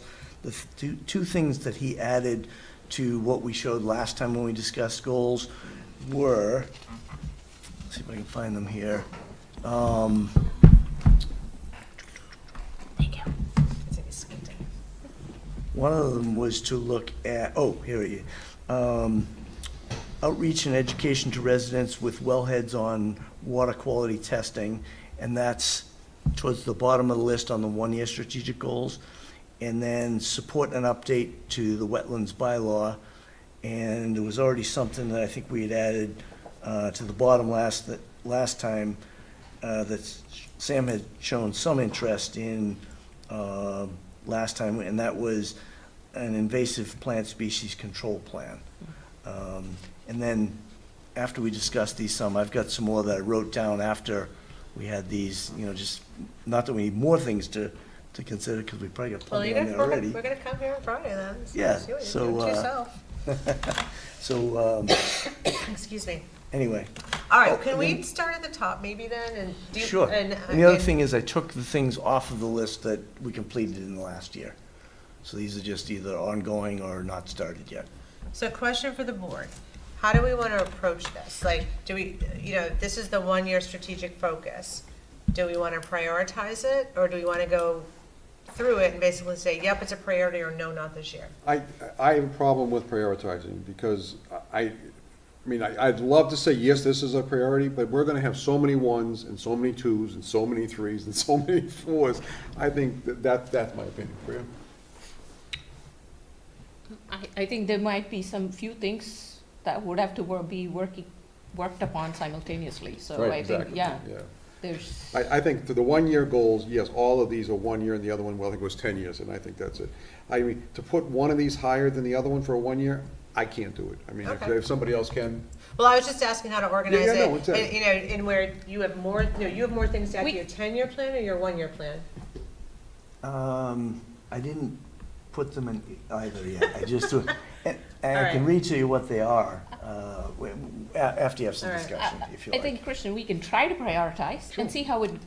Okay. Well, you the know? other thing is, do we take some of these things off? So part of my head is in prioritizing, I'm seeing this really long list, and I believe in reaching for the stars, but making them achievable. So I just want to make sure that if we put all of these things plus other on Mike's 1-year plan, it's fair. Does that make Which sense? is true. Because this would be And- part and- of his performance review. Yeah, Mike, are there some things in here that could have been, like, I'm thinking more in terms of like different buckets, right? So Tell some me of more. it could be part of, like, if you think about, what are the things here? Like the customer service, organizational, professional development, right? Employee well-being, all of them could be kind of combined together into one thing, right? Like it's all part of, People. yeah. So I don't know if we try to do like that, maybe would it like make it easier for us to but I think if we. look into, I or think like, I don't know. Yeah, I know, Just- but I like what you're doing. I think the problem with it, is that if you combine them, how do we hold those through? No, when I say combined, like, so under employees or under like personnel, so you have like Under a three, category, like? each category, you will have certain things. And in that, this is the first one you want to like kind of target. That's fine. So I mean, because I just want to. I don't know if that's Right. a better way of looking at things, 'Cause but I'm just, Because So I just you're think saying- of I accountability. get what you're saying. So you're saying having one big umbrella, and then underneath that have different branches. Yes. That you have like this can be like wellness and well-being. This could be like capital planning. This yeah, could be like yes, That makes like sense. financial. yes, yeah. Consider like just different branches like that. Yeah, We can that's- try. That's a good way to No. organize them. Yeah, we can try. I'm not against it. No, I don't know if it will work, Yeah, again. right. Yeah. I'm just Well, I just thinking- want to organize it so that when it's time to do performance reviews, or when we get to our 6 months and we're saying, okay, where are we? Have we Yes, achieved it? yeah, yeah. We actually Yeah. have a way to measure it and see progress. You know what I also realized is Neshoba Valley Vocational School. Rajan, you're working on that, right? Because we are, so should that be on the 1-year strategic focus? Because isn't that hopefully going to come to town meeting this year? I skipped ahead, I'm sorry. I mean that's a multi-year process. Right, but we're in year 3 of it. Wait, Neshoba? Yeah, for vocational, well, we'll get there, all right. I just want to say, where does that fall on this? Because I know that I went and visited the first year we were elected, so that means we're on year 3, so I was hoping it would be coming to town meeting this year. No? Maybe? Yeah, let's put it on there. Let's put it on there for our short-term goals. I mean, even Neshoba if it's Tech. just to follow up on it, Yep. you know, and make sure it stays top of mind. Okay, let's start, all right, let's start, Wes, everyone, did you have any thoughts? Oh, no? all right, let's just work through it. Let's start at the top. So succession plan, do we all agree that's something that should be? Right, it should, and that's kind of like, yes, that's a 1-year goal, as it says, ongoing, But then does that roll into it, you know, for his contract is 3 years, does that make it a 3-year a 3-year goal? Oh, I never thought about that. Should there be 3-year goals, like for the life, by the time you get to your next contract? Okay. 5, you're layering on more. God, okay. So succession planning probably is something that you're always building a bench. You're always keeping an eye on that. All right. Financial stability, that's the, so financial stability. Look, sorry. Oh, no, you go back, go ahead. Succession planning. Maria leaves, or you start. Is there, like, are you looking at it for each department? Yes. Okay. And that one is actually been identified by a number of the department heads as high priority goals for this year. The police chief and the fire chief in particular have identified those as goals that they want to work on for this, through this fiscal year. Okay. So yeah, by department. So, in relation to that, like, are we also looking at who's coming due for retirement and things like that, right? Like, I mean, obviously, we don't know when people want to retire, Right. but like, are there folks that have kind of said that like they will be? That's exactly why those two departments are looking at it, because Okay. they know that they have some high-year people that could be retiring in the next couple of years, so they want to make sure that Sure, the people yeah. get the education and the experience and training and certification before those, you know, the senior people retire. So they specifically have called that out in their one-year goals. Okay. Okay, financial stability, that makes sense. Special emphasis on the next 2 years. Budget forecasting, now through January 2026. That's probably ongoing. It is. Okay. Customer service, we brought that up. Includes survey and input feedback form. So tell us about that. Well, yeah, the survey going to residents or to the employees? So I'd like that. Good point, both. Yeah.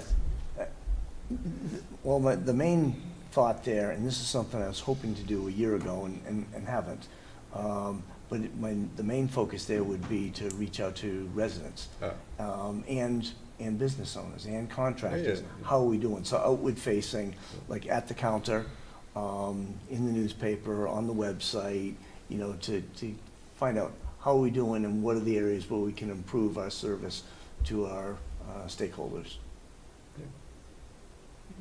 Okay. Organizational professional development. That, I know you've been working on that quite a bit the last couple of years. Yes, as a matter of fact, just recently we had 6 people start long-term training. So we had a team of 4 that started the public sector consortium this past Friday and Saturday. 2 Fridays ago, Kelly started the MMA in Suffolk University year-long course, and recently Liz over in the police department started working on a course at a time on her MPA. She already has a bachelor's, now she wants to work on a master's. And there are many other, you know, smaller certifications and professional development, much more than I'd seen here in the past. Several members, actually, Courtney over at the fire department is in hazmat school right now, which is a major certification course that she's doing right now down in Quincy.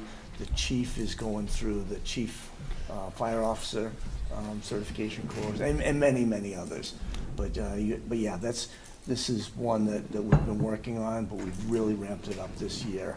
And we're some of them are no cost, some of them are a little bit of cost, and some of them are a lot of cost. The one that Rajan and the library director, police chief, and our land use director started this past weekend was a $25,000 course where we were able to get $15,000 of it through scholarship and grants, so it only cost the town $10,000 to send a team of 4 to a very, very valuable course. So yeah, it's ongoing, but we're gonna continue to ramp that up. Okay, Mike, those are good, but like we also want to be able to explain to people, like they're saying, okay, we are sending these people for $10,000. What am I getting for that, right? Like, so we want to be able to showcase what are the extra Yeah. service that we are going to be able to offer because of that. I think we have to explicitly make an attempt to explain it to people. Yeah, So- and that's part of the plan. That was Yeah. part of the plan before we ever got the money for these courses to go on and bring back, like we brought Lieutenant Patriarca back here to explain what he learned and what he's going to be sharing with members of the department from the training that he went to in Boston. Yeah. You're going to see next spring or fall the project that these four are working on and what it's bringing to the community, because it's going to involve many members of the staff as well as residents here supporting the project that they're doing to help a community-wide initiative. I don't know what that initiative is yet. They're going to define that through there, but we know it's going to be something that benefits the town. I can speak to the program that Kelly's going through right now, because I went through that program about 10 or 11 years ago, and every time I came back from one of the 25 weeks of training, or day, 25 Fridays of training, that I was bringing back deliverables every single week to the town where I used to work. And so it more than pays for itself back to the town. Yeah, as I think well as that's the individual. important, because Yeah. they don't want to see like the same thing, but on the one hand, we have spent all this money. I don't see any difference in our outcome, right? Like, Right. so we have to be able to showcase. Yeah, and we'll talk tangible about that outcomes. along the way. Yeah. What our improved outcomes are Yeah. through the effort that's been put into this. Okay, great. Employee well-being, engagement, and appreciation. Communication methodology. What is the PSC initiative? So that's the Public Sector Consortium. That's one where we identified a communication strategy as something that we wanted to work on. And I think by sending this team of four to the Public Sector Consortium, I think that's one thing that they might consider as a project to help us with our communication strategy in town. Now, I know further down in the list is reverse 911. Is that part of the PSC, or that's totally not. different? That's totally separate, another communication, but that's something where we've identified that we really need a reverse 911 system. And that's something that the fire chief and Kelly and Lieutenant Patriarca and others are working on. We've already purchased the system, and now it's a matter of rolling it out. Okay. In the next couple of months would be the start of the rollout, and then it would go on going through the year. That would be such a great thing for us to have. Absolutely. Yeah. We have a meeting on Thursday, so it is. we're slowly- Developing? Yeah. Good to Not hear. slowly, but it is ramping up. Good to hear. Okay, sustainability consideration and decisions ongoing. Governance roles and responsibilities, charter consideration. Tell us about that. And if anybody wants to go slower, let me know. I just figured we've already been talking about sustainability. Charter? I don't know if we're ready to do that. That's why I put it with a question mark there. Well, I'm ready to work on it, but I don't know if the town is ready for it. A charter is a governing document that many municipalities have. Boxborough doesn't have one, and it's good to have because it defines, what the roles and responsibilities are for staff, for different boards and commissions, and but sometimes people can find that confining. Well, wait a minute, I gotta stay in my lane. So I think you may find, some people in favor of having those definitions, and then others that are opposed to it. Wait a minute, we like operating in the gray. So I don't know if, I brought this up a couple of years ago, and then I got some opposition, so it's not a hill that I'm ready to die on, because it's a big effort. It's a 2-year process to go through where we would be looking for guidance to do this. I think then this could be something in the back burner, not right now, because we have so many important priorities. So I don't know if. It might be I don't more know. down to That's just my No, feeling. It might be a 10-year goal. Yeah. Maybe Yeah, we I should think move that down to moves it down, 10-year. yeah. What do anybody else? I'm fine moving it All down. right. I just don't know how you would have time to get that done. And again, I want this to be achievable. I mean, I want it to be a Measurable. reach, but Measurable. an achievable reach. Yeah. Right.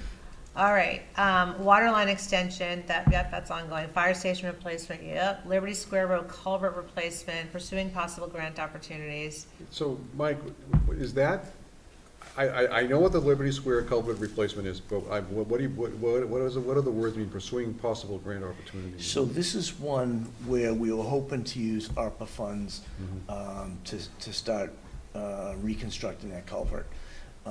We couldn't get a design done, and we couldn't get the complicated parts that we need to do that.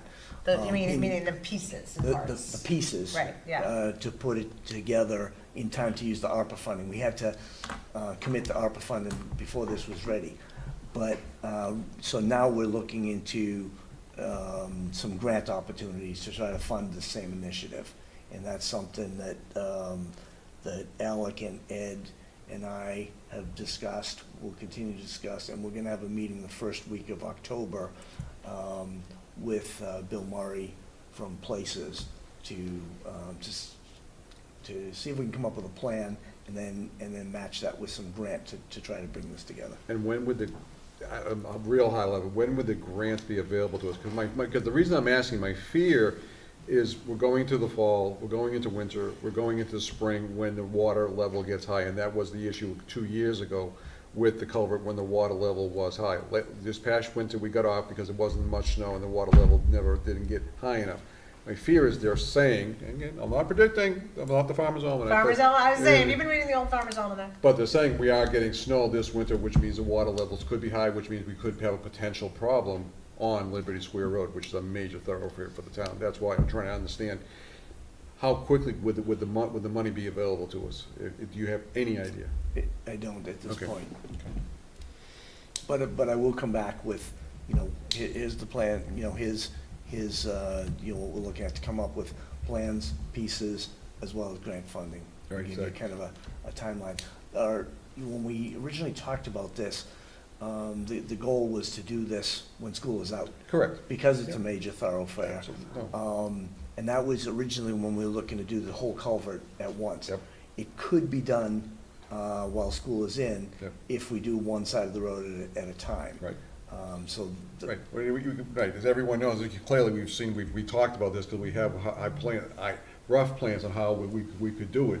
Right. Because of the water level, and we are subject to the water level as far as the amount of water that we get. So, you know, we know how to do it, but we gotta find a way to pay for it. That's the issue. Remind me, is there any temporary, for lack of a better word, sleeve in there right now to keep water moving?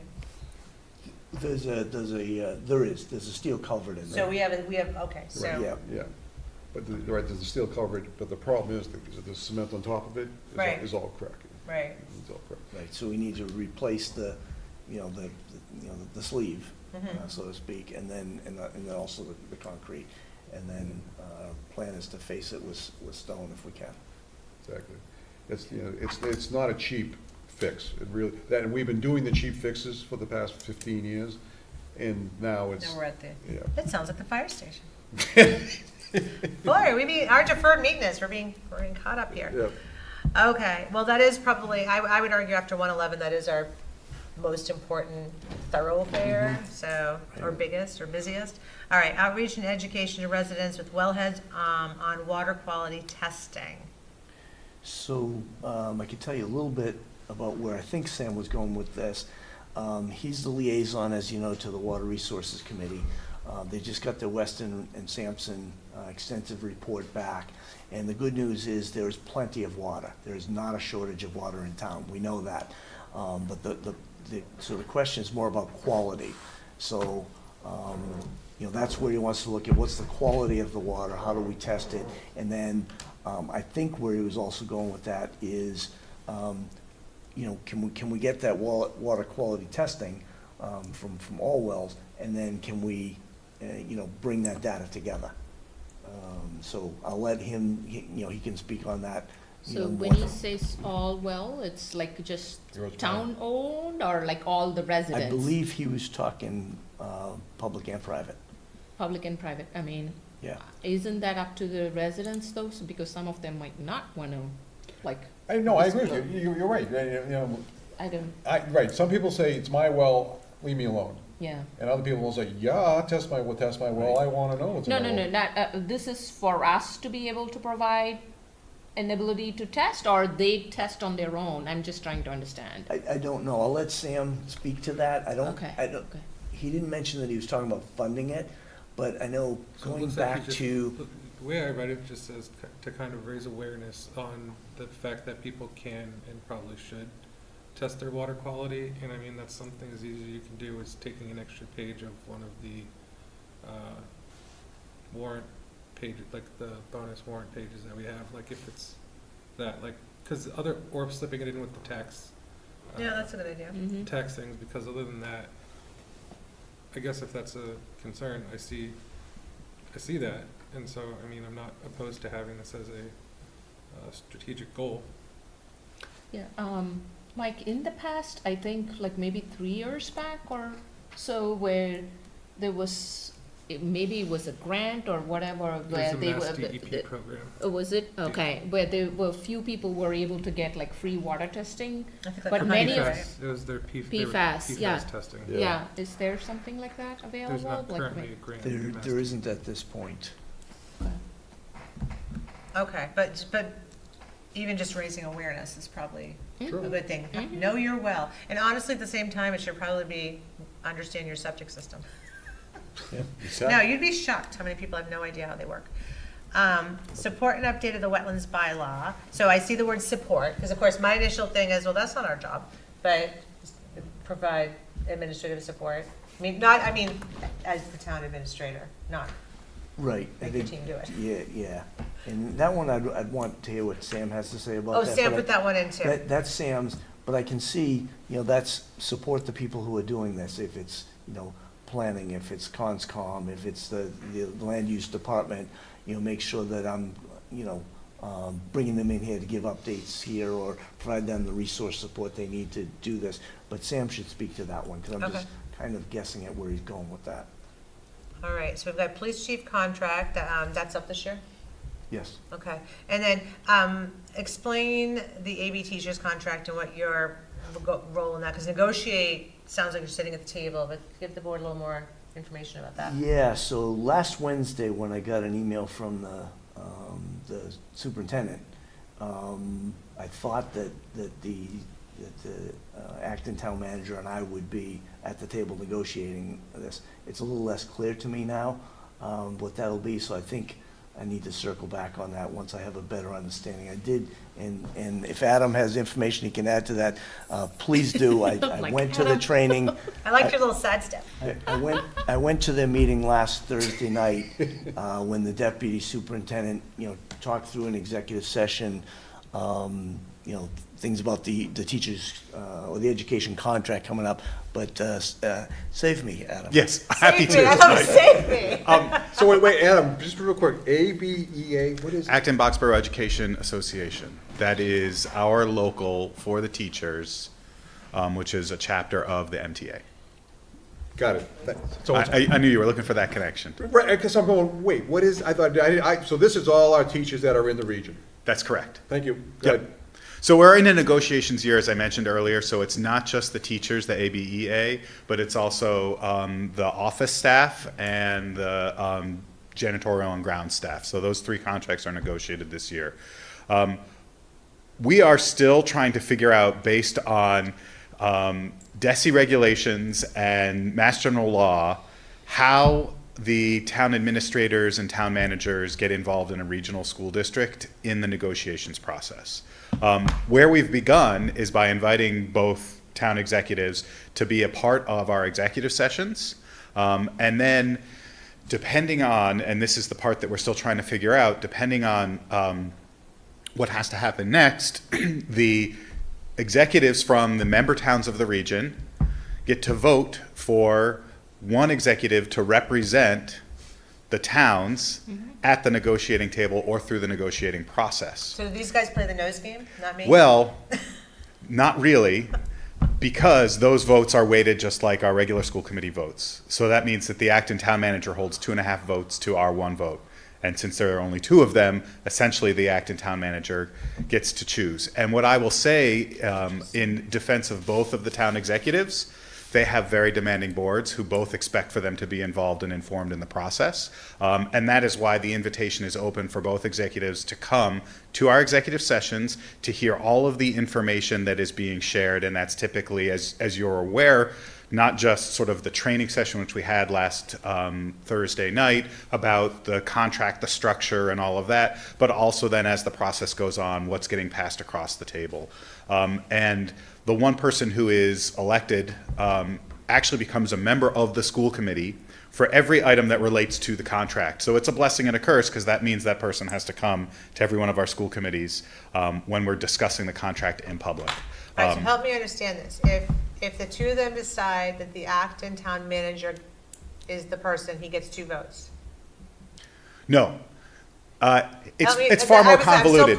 When they're deciding who gets to be the representative, he gets 2 and we get 1. he gets 2.5. He gets 2.5. And we get 1.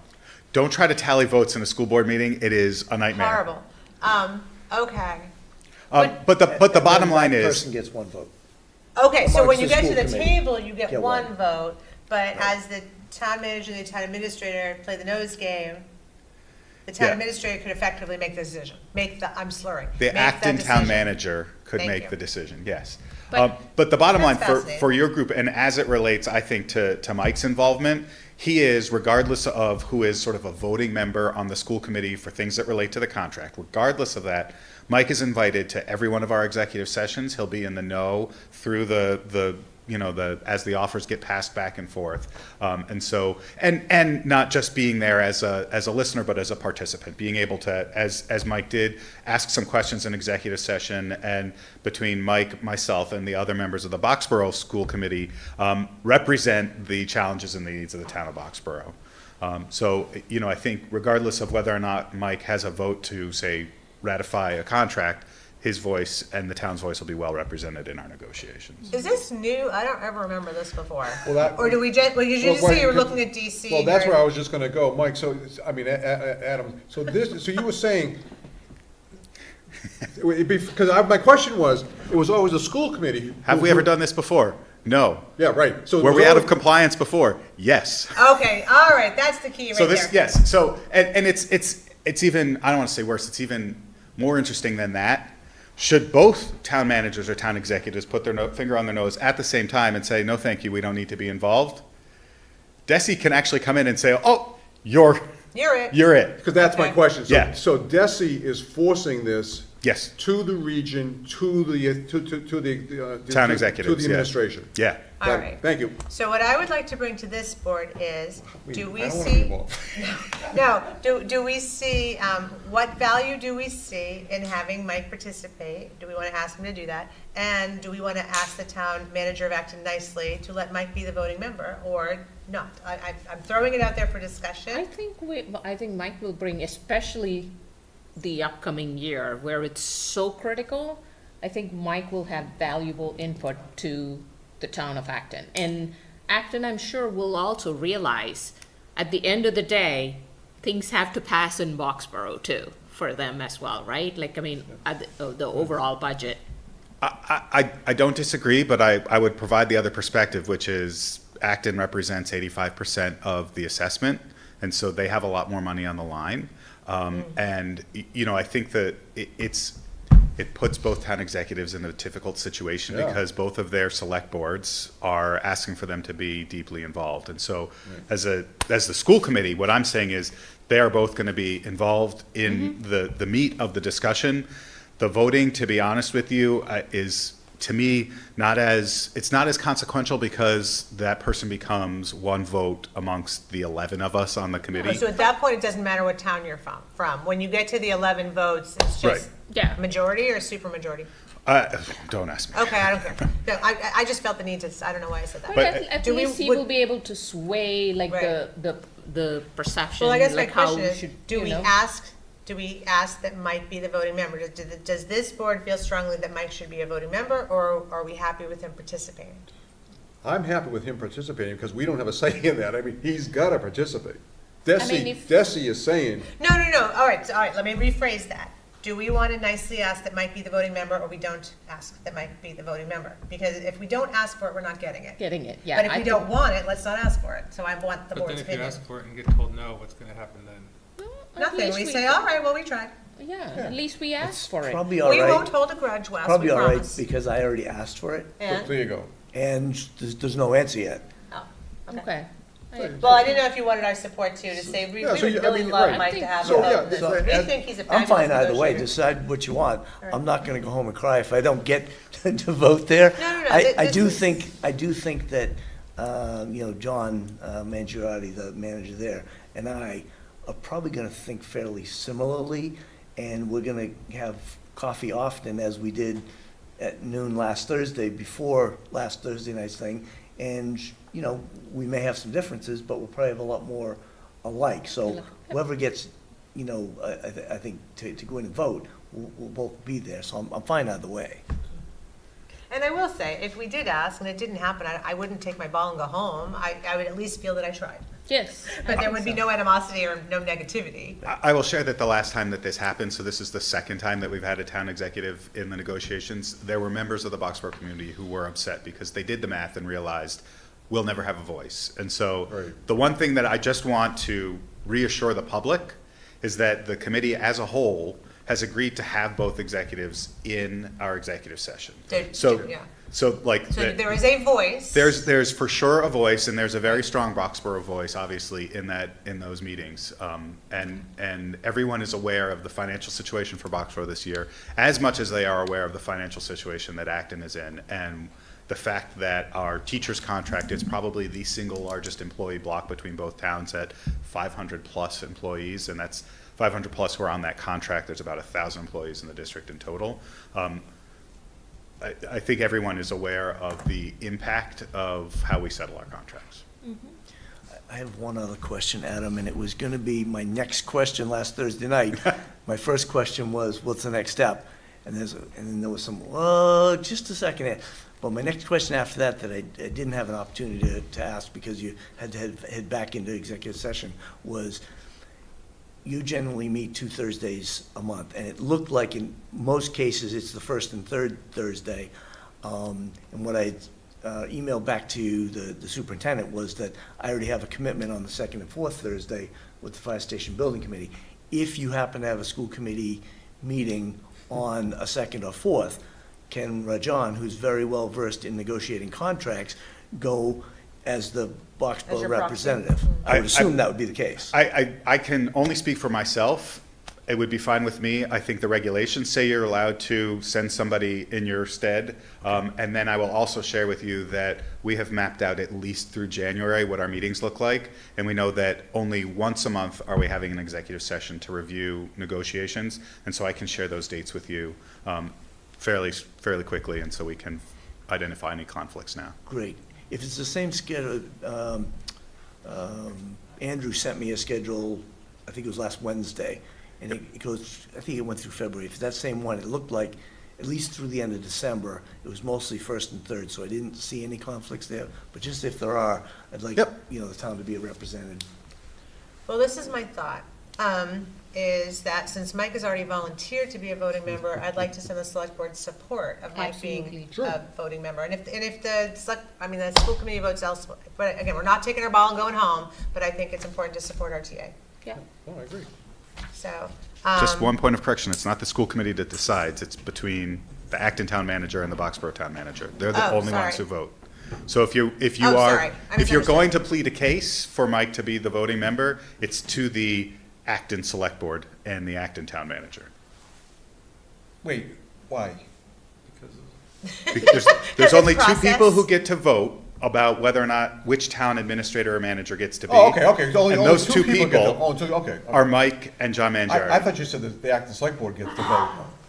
The Acton Select Board, similar to the Boxborough Select Board, would be very happy to have their town manager on the as a voting member. So if you're looking to make it easier for Mike to get the job, then you ask somebody else to withdraw their applicant, which would be ask the Select Board in Acton to not push their representative. Exactly. Got it. That ain't gonna happen.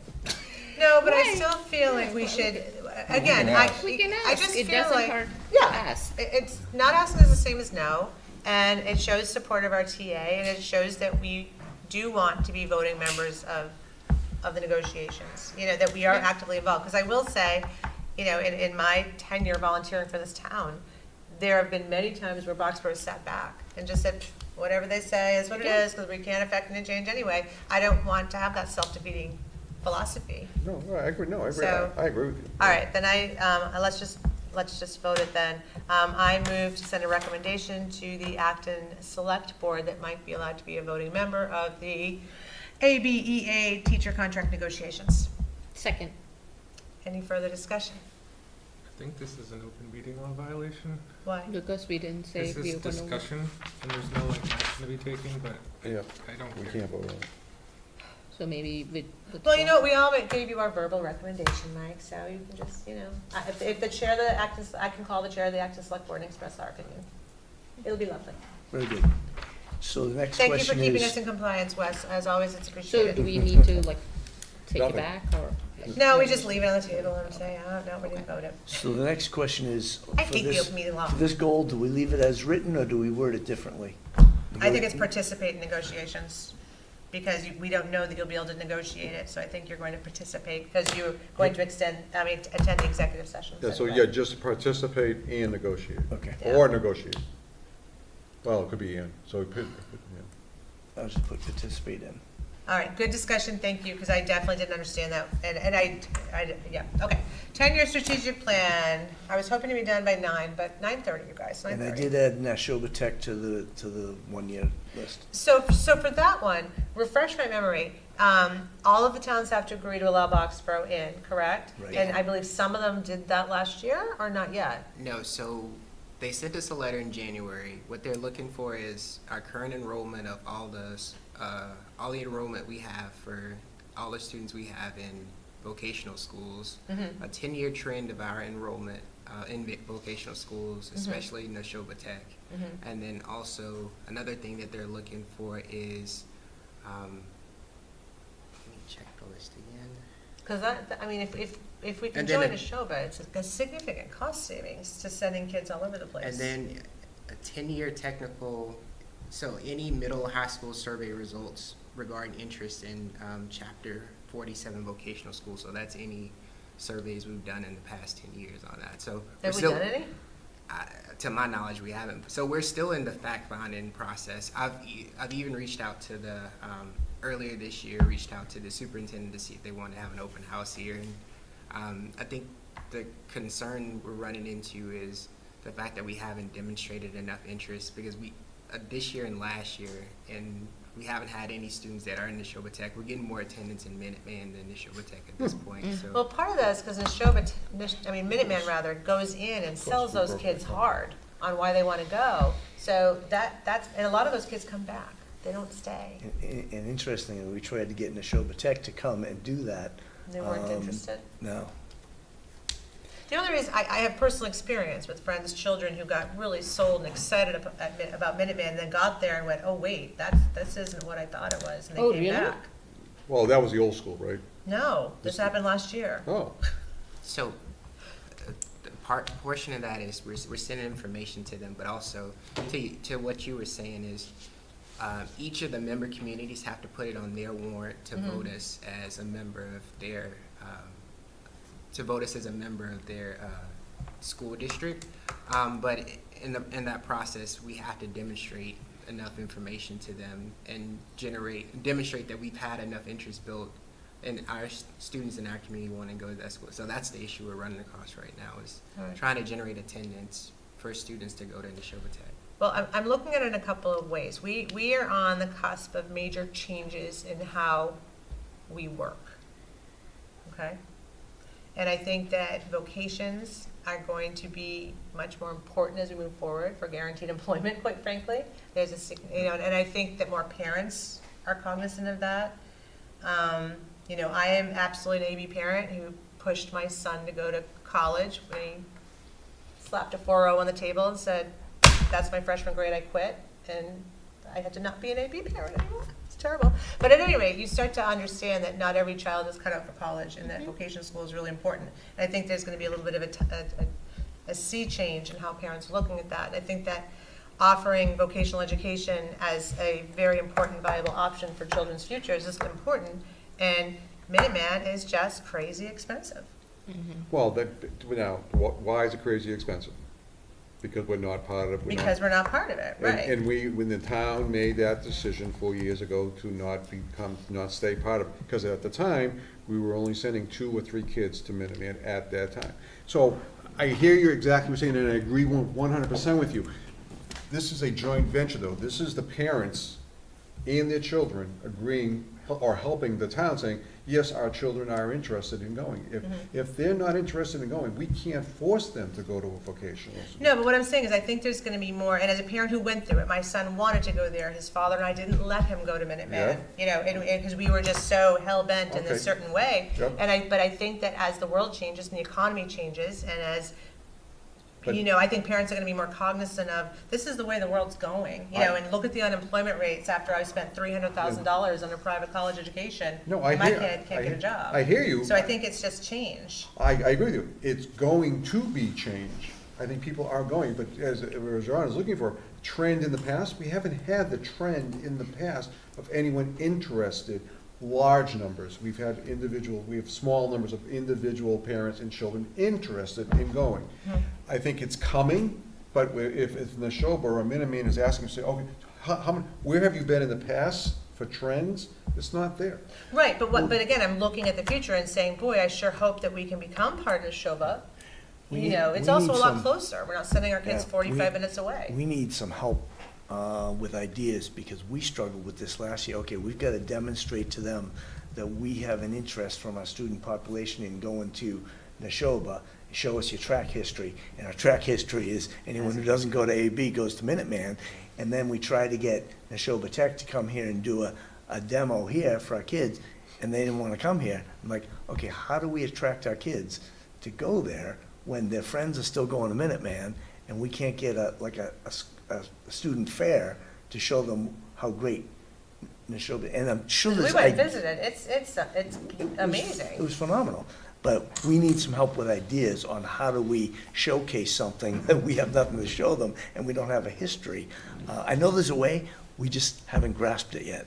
All right. So if everybody could think on that a little bit, we'd love to come back to gain a little bit of traction. We've just been spinning our wheels so far. One of the things, like when my kids were in, I don't know if they started in, now I'm trying to think, if they started in junior high or in high school, like Minutemen used to have like certain like woodworking classes and other things in like junior high or in high school. So kids were already like familiar with them and like what they did. I don't know if something like that, do they like still have shop class? I don't know if it's still on. My kids are all graduated, so I don't have any idea. So there was a sort of project-based engineering class at the junior high that was called Minuteman Tech because it was partially funded by Minuteman Tech. About 2 or 3 years ago, we ended the partnership with Minuteman Tech. The classes still exist, but they're no longer called the Minuteman Tech class for the very reason that it created a very easy pipeline to send students, both from Acton and Boxborough, into Minuteman Tech. That doesn't exist anymore. We still have the class. We've tried to de-emphasize sort of the push of when Minuteman comes in and talks about their programs. And often what we're doing now is having Minuteman come in. Neshoba's been invited, I believe, a couple times, but also the high school come in at the same time to talk to 8th graders about what your options are for your next year.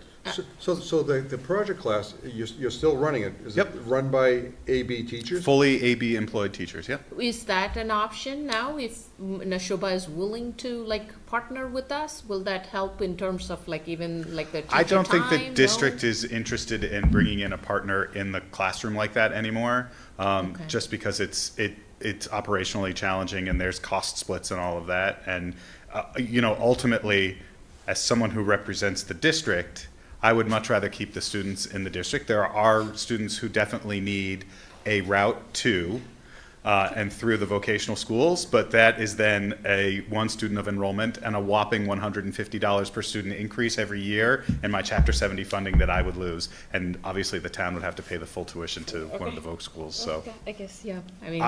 I'm fully in support of both Neshoba Tech and Minuteman Tech, but I'm really in support of the Acton-Boxborough Regional School District. Good job, Adam. You got your job. Adam, has Neshoba ever come, when you've invited Minuteman and Neshoba, has Neshoba ever come? Not to my knowledge. Okay. That's too bad. Well, maybe we can encourage them to do that. I don't know. Okay, all right, it's on your thing. It's on your 10-year strategic plan. All right. But we are, if you would keep thinking about it, because we really would like to figure a way to gain some traction, to at least show some students Neshoba Tech and maybe gain some interest that way. Other kids that are interested in Voc school. All right. Community center. Oh, go ahead, sorry. No, on that, like, it just got another thought. I know if both my kids went through that Minuteman Tech in junior high, that's why I was thinking whether it was junior high, was it like, or the first year of like a high school, but like they loved it.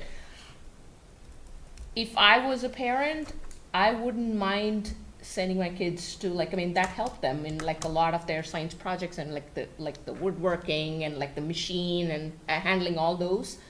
I wouldn't mind paying for them to go just to learn that, right? Like, it's almost like sending them to go learn karate, right? Like, I wouldn't mind. I don't know if they offer something for like junior high students. Maybe we can promote that. Like an after-school program? After school kind of thing, yeah. That's actually something to ask. Can Boxborough kids participate in after-school programs? Okay. All right, that's a good idea. Yeah. All right, community center. Yes, Yeah, 10 years. bring it up, Yeah, yeah. I mean, yeah. And this is, some of the goals in here come from department head goals as well, and this is one that's in our Human Services Director's Okay. goal list for this year. Well, if 1,300 comes to fruition, Right. that's an opportunity. Sure is. And so that would probably move up on your list if 1,300 winds up being the location. Public But transit. again, 13, I don't want to, yeah, because we don't know about like the building itself in Right. 1,300, so there might be, it just, Exactly, right. yeah, Yeah, I did ask Mike to look into that. yeah. Public transportation solutions, I love the fact that we have MART, I think it's pretty awesome. Yep. Is that to expand public transportation? Or I guess, Mike, is there any chance that's gonna, I can give an update. is that gonna He's got end? some great It's gonna news. end? Is that gonna, good, because I was gonna say, is that gonna end? Oh, Actually, it's not.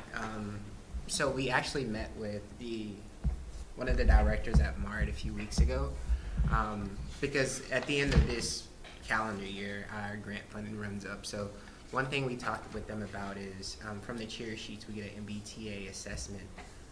That's about $32,000. That's just money that's just in there because we don't have anything related to MBTA. So we talked to MART about being able to use that funding from the MBTA assessment to cover the Boxborough Connects route. So we actually got a letter from them last week saying that we can use that the funds from the cherry sheet to be able to Nice. keep the service going and just divert the funds from the MBTA to MART. So essentially we were able to fund the Boxborough Connect service off the MBTA. how long would $32,000 last? So they quoted us. That's yearly. That's yearly. So the Boxborough Connects costs about $100,000 a year to run. And they said if we can come up with a third, they can continue running it. That's the third that, Oh, we got 'Cause the they third. quoted we got the third. Now that makes sense, I'm like, I don't get it. And we Yeah. can get that each year. Yeah. Nice. So they quoted So us 30,000. MBTA assessment we get every year from the state is 32,000. So essentially we were able to cover the third through that and not have to. In worry about- fairness, do we typically turn that back to free cash or something, or because the cherry sheet funds, or it just disappears? If we don't use it, we lose it? Disappears. Oh, it's a that's use it or even lose it better. Type of situation. Okay, great. Yeah, so And we're actually- MBTA doesn't have the oversight to say, nope, you can't use it for that. So Mart talked with MBTA Okay. and got approval to use that money towards our third, and then Mart covers the other 2/3 with their own funding. Nice So- job, Rajon. Nice Yep, job. You did a great job. Okay. Okay, and that was the update to board. Yep. Police station upgrade, I hate to say it, but that Yeah, you probably has to get pushed way down Yeah. the pile. I mean, it's a Like that 10-year. should be number it's a- 3. Yeah, it's Well, a there's 10-year no strategy. It's a 10-year, but there's Okay. no order to Order. that. Well, in to case that anybody second does list. look at it, that should Yeah. be, Right. okay. Sorry, chief. Sorry, guys and girls and women and people. Fee structure analysis.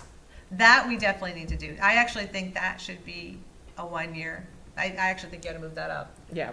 That's easy, because it's already in work, the analysis, well, no, the data collection has been done. The analysis is in work now. Yeah, I mean, right off the top of my head, smoke and carbon monoxide detector, it's still only $25, every other town is 50. I'm thinking transfer station, I think the transfer station fees should be raised, so, those are just 2 that I can think of off the top of my head. Well, I think one of the things Mike is unfortunately looking into it as well, or fortunately, I think the part of the fee structure is the playgrounds with the RecCom. What do we waive and what don't we waive as far as people using our fields? I think that has been extensively discussed, though. Bob. So, well, okay, if it has been, that's great, because I know. I think there's a And lot I of have questions some- when town. And I have some comparative data Yeah, that so- are in turn this summer Good. collected. So, yeah, That's so, great. if it is, because I think that can raise a lot of money, because a lot of what the RecCom is getting is a lot of requests from private organizations to use the fields. What about the pickleball courts? So, yes, exactly. I'm waiting for my head to like the lightning bolt and which. And but- are we not like charging them? I thought we were for private. For Private. fields or for pickleball? Either, both. Both. In other words, if Stars comes in and wants to use their soccer fields for tryouts for soccer, or if a pickleball group wants to have their tournament there, are we charging them to be I there? don't think we're. They just sign up? We are not charging them? I Okay. don't think so. See, that's what I'm saying. No, because I thought like there was a time where like we were even questioning about like even charging like the AB, the youth soccer and Yes. all that. But that didn't make sense because our kids go and use Acton fields, and so Right. Acton kids can come and use our fields. So that's a mutual, right? Like we Right. should have that. So I thought in that context, we also talked about others that we should We be did, charging. I just don't think it went anywhere. Yeah. Am I like? No, you're we right, discussed it just that. didn't go anywhere. Right, Yeah. I think that's the You're issue. right. It didn't go anywhere, because there's Yeah. a lot of discussion about who should we be charging and who shouldn't we be charging? Because bottom line, any of the fields, we have like 3 or 4 different fields, the DPW has to maintain those. We are incurring an expense for those fields. And to your point, if it's for school children, we're already paying it again. But if it's for a group of adults, what's the answer for that? I think the reason we maybe didn't go any further is that we were like, where do you draw the line? When do you say, Yes. yes, all right, you've got, you can use it, but you can't. But that doesn't mean we shouldn't look at it again. I agree, and that's what Mike's talking about. Yeah, And I all agree. right, so that's in process. So let's, if no one minds, let's move that up. Yep. Because this is the year to find money. Yep. 'Cause again, going back to Maria's comments, that's where we say we are looking under every rock to help augment. Yeah, I mean, it's true. Looking Like for a big even a nickel. few $100,000, they all add up. Oh, So yeah, we need to show. it adds up, All right, employer of choice, aren't we already? yes. Well, So yeah, the- well, we are already on employer choice, we just have to maintain and go forward with it, kind of what Wes was saying. We need to make sure that employees do want to come and work. So we're in the process, we're working on becoming an Right. employer of choice. It's not something that we can lightly say we're there, because. Oh, I thought we already had that designation. No. Well, we've the select board endorsed it. I think endorsed it's an doing it. ongoing process. Oh, yeah. It'll always be an ongoing process, but I think we, like in terms of like the things, the opportunities and like the salary and everything else, I think we are there and we just have to continue to That's right. maintain. That's right. Yeah. Don't ruin it by making people come 5 days a week. Okay, They're gonna work Tuesday through Friday and Monday through Thursday. Yeah. Yeah. All right, community emergency management plans and training. I actually think that's important with climate change and everything going on. And you're gonna bring a draft to us in FY '26? but wait, Mike, are you bringing that, or is the fire chief bringing that? So that will be, so the fire and police are working on this, and I want to see their presentation, and then we'll bring it to a board meeting. Oh, okay, fine. They'll make that presentation though. Yep. Now, the way I read this, facilities review, the top list has been completed, and you need police and community center to review. It's just the way I'm reading it. Library, town hall, fire, DPW, hangar well, fueling station, done. Police and community center need review. Correct. And by community center, you mean the space that we rent across the street? Yes. Okay. Complete streets, need brief by TA and director of land use. So that's probably, well, we just had an update from Alec, right, on complete No. streets? Didn't we have, I feel like it was yesterday. No, Oh, all right. It feels like yesterday. I don't remember it, so it's at least a year. Huh, okay. Maybe it's something else. The complete streets, usually, like, doesn't Ed give an update on that one, usually, right? I thought it was This would be Alec. more of a planning thing. So there's, so Ed always gives us an update on which streets are gonna get Streets, yeah, repaved. yeah, yeah. This is different. Complete streets Yeah. encompasses opportunities for new sidewalks. That's why I could have sworn Alec came in and did a whole presentation on sidewalks and all that. But again, maybe I dreamt it as I dream A about few select years boards ago, and he stuff. talked about it, but talk. I think he's gonna be, probably in the next year or two, he'll be ready to come in with an initiative on his things that could be applied for grant money if the town wants to do XYZ, work on this area, this part of, these streets or whatever. Yeah, because I remember many years ago in the select board, actually, the police chief brought that to us as far as sidewalks. That was the first time I heard of the word complete streets. It was the old police chief actually brought it to the select board. Right. We're talking about where the sidewalks should be placed in town. Right, and there are, complete streets doesn't mean you have to do the whole town. Right. There are areas where you can focus that are maybe a higher priority, and that's what Alec will do, some research and analysis, and then come and make some recommendations. Right, I remember off the top of his head, a lot of people raised concern about having a sidewalk going to Flora Field at the time. That was like, whenever you go to Flora Field, the only way to do it is walk on the street. Yeah. So, but, because you can't be Mass Ave or 111, because that's a state road, but it's going to Flora Field. I remember that, yeah. Because Okay. it gets, yeah, tight there. All right, other things to think about. Now, are these things that you added to the list? I did. Okay, so public water supply in Mass Ave, we've been talking about that, we have updates on that. I would say for invasive plant species control plan, it should be support, because my understanding is from Sam, is Conscom is working on that. So maybe just thoughts, everybody? Yep. Sorry, I'm trying to zip along because it's 9:30 and I really thought we'd be done by now. Let's see, improved process for smart development in town. Now, that's something the EDC was working really hard on, so maybe that's another support EDC and Alec, because that's already kind of in play. Yep. Consider adopting a split tax rate. We bring that up every couple of years. And those FinCom, that one. Yeah. Go ahead. That's actually not a FinCom thing, that's a select board thing. No, I understand, but looking at the numbers and Right. looking at assessments and revenue and all that, I mean, Right. So I asked our interim assessor, his thoughts on it. And I said, what I would like to, because he's gonna be here when we set the tax rate. And I asked him, would you come and make, give both sides of the story to the select board and let the select board make an informed decision? Because, there's, I think every year you've been given a one-sided story, and here's what you do, here's my recommendation. And the assessor should make a recommendation, but I think you should hear, here's what would happen if you do a split tax rate, here's if you keep the same tax rate, and then you make your decision. So I think this is a year that you might want to look hard at it, is, because what it can do is it can provide some relief to your residential tax base. I'm just gonna ask that got pushed down with Campanelli right now, and we want to encourage business to relocate to Boxborough. I don't think that is a 2025, 2026 thing to do, but push it down the list. That's my opinion. Thoughts? Like, we don't want to discourage. I agree, and unfortunately, in that it is what it is. Mike, I think you're right on target. I think the delicate balancing act that we have is we don't want to trample on the EDC to try to bring in business if we all of a sudden put in a split rate, and that would really hurt business. Because, one of the things, you hear about Boxborough all the time is what does a business have coming into town?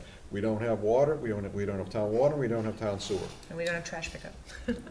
So it's like, okay, they gotta, But we have decent taxes compared to Concord or Acton, you know? so they gotta, for a business to come in town, it's like they gotta automatically add. But then we also have Littleton. No, That but is I guess pretty I'm not competitive. comfortable putting this as an objective, I guess, or the Right. goals and objectives. Yeah. Mainly channeling Les Fox saying that businesses don't get to go to town meeting and vote, and so this is the responsibility of residents to carry the weight of what they vote for in terms of services and other things, equally with the businesses rather than subjecting them to their own decisions. Right. That's a really, I'd never heard that before. Yeah, that's what Les said that, exactly, yeah. No, thank you, Wes, for Okay. bringing that up, exactly. Yeah, it's absolutely true. All right, that's not, all right, so we're saying cross it off, Wes? That would be my recommendation. I'm okay with just crossing it off. Now, I still feel like the interim assessor should come in and Oh, educate yeah, us. right, yeah, I sure. still want both sides of the story, and maybe we'll change our mind, but Yes. yeah. I Everything- just feel like that's not, Everything you just said. okay. We should look at the numbers and hear the assessor's viewpoints, and that's it. All right, non-union compensation analysis, personnel plan. So Rajan, you wound up having to do that the last Yeah, time, I'm right? doing that now. I reached out to our comparable communities and sent them a salary survey for them to fill out. So where that's ongoing, all right, we can leave it there. Tax collection review and enforcement, you want to explain that one? I'm not sure what that means. Yeah, I just want to make sure that we're collecting all the property taxes and personal property taxes that are due in a timely manner, and come up with an enforcement plan for if somebody doesn't pay the taxes. Perfect. No, I think that makes good With sense. that, Everyone okay? yeah, I I almost mean- feel like that should get moved up. With that, like, I mean, can we also make sure, like, we have, like, enforcement plan for, like, even our bylaws? I love you. Next item. See, you were just making connections, right Yeah, on left. look at that. Right Okay, on next, left. we're gonna get Absolutely, but some things, Yes, here we some go. things are in the hands of the court. Okay, we're gonna. No, but in general, Yes. like, I mean, apart from that, we don't know, like, what is being followed and what is not, so, by not just one person or one entity, right? Like, there Right. could be other things that are not being, gotta- I just don't know if we have, like, an enforcement mechanism. I gotta get dark glasses. We actually do. So I met with the former chair of the planning board and the chair of the ZBA and our code enforcement officer and Alec and I, we met and went through an extensive list that one of the planning board members had. And then that just had another review. So that's kind of a code enforcement, but the planning board is kind of overlooking that, if I will.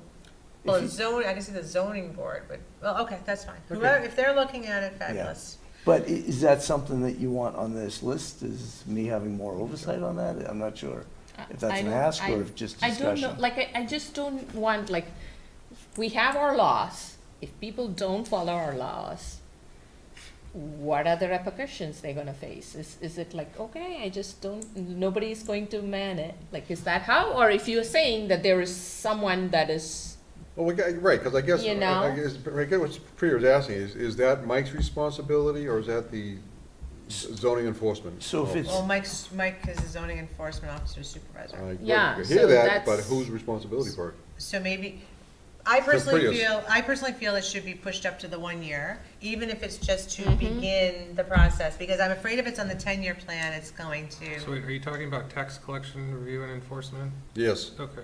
Okay, I thought we were talking about zoning. no, tax collections. No, I was talking about But- zoning. But we don't, other, yeah, we're other not the bylaws, yeah. planning board, so zoning is not necessarily our thing, just like, Right. No, we're No, we are not putting the bylaws. Code enforcement. Whoever has the bylaws, like whatever the bylaws Once have been we- once we approved, have it, who's right. enforcing them? Is there, like, I mean, The tax maybe, Maybe that's just an educate the select board on how that's being managed now. What about that? What if we just ask, instead of making it a goal, say, at one of the next select board meetings where we don't have a tucked agenda, that would be great to be updated on exactly what that is, and then we could decide if changes need to be made. I would argue that part of the code enforcement issues is we have a part-time code enforcement agent. I mean, we don't have a full-time person to do that. Yeah, So is that, and God forbid we come back and ask for more anything this year. Right, I was gonna say, really? But understanding the process, I think, is really important. Important. I don't think that, the fact that he's part-time is impinging his Well, there's only so many ability to- hours in a day. That's all I'm saying, there's only so many hours in his work week to be able to manage code enforcement. Right. But I also don't know how significant an issue it is. We know of some issues, but I don't know. Maybe How it's many not are we an just issue. doing this? You know, yeah, maybe it's not an issue, or maybe, Yeah. we Right. just, I just wanna know. So like- I've seen the list of, like, signed bylaw violations, Yeah. of use violations, dimensional violations, and, between our building commissioner and our land use director, they're managing it and enforcing it. I feel like that's under control. Are they all fixed yet? No, but it's in process, and I think they're managing that. So maybe just an update then. Maybe that's why Keep it us should be in the updated. 1-year plan then, Mike. So because it's, if And you're call it still in the support. process. You're not doing it, you're Update. supporting it. Yeah, and like making sure that is. That would also help us remember to ask Yep. for updates if it's 1 year. there. Okay, accrual review and process change as necessary. Oh, so accrual review and process change is necessary. Because, all right, because we have had some issues with understanding accruals, right? Yes. Okay. Do you want that your 10-year plan or your 1-year plan? Because I know that is something that we've had a letter about. 1 year. 1-year plan, okay. Community-wide public engagement, I think that's ongoing. Research and prioritize resident needs and expectations. Well, that's kind of what we talked about with the whole Friday thing. So- Yeah. So, And then activate rave alert system, reverse 911. Is that okay, I'm just gonna say it because of what we're looking at financially. Rajan, tell me again, we already own the software, we have the software, we have to implement it. So what kind of incremental costs are there to do that, do you know? Or we don't even have that, we don't know yet? The major part of the cost was already paid by ARPA funds. Okay, I'm not sure what the Okay. yearly subscription is, but I can find out. it's mostly because if we're going to implement it in a year that we're making lots of other cuts, we're gonna have to really defend it. I do think it's something that's really important the town have. But the implementation of it has already been paid for. Okay. It would just be the ongoing subscription. Okay, so, process all right, for so we that. can figure that out at the budget Yeah, season that's- then. Don't make that, that's but I small. do think that should be 1 Couple year. of things, since you brought up budget. What about our accounting software? Last year was such a difficult, like during budget The season. budgeting like- software? Yeah. I think that's under control.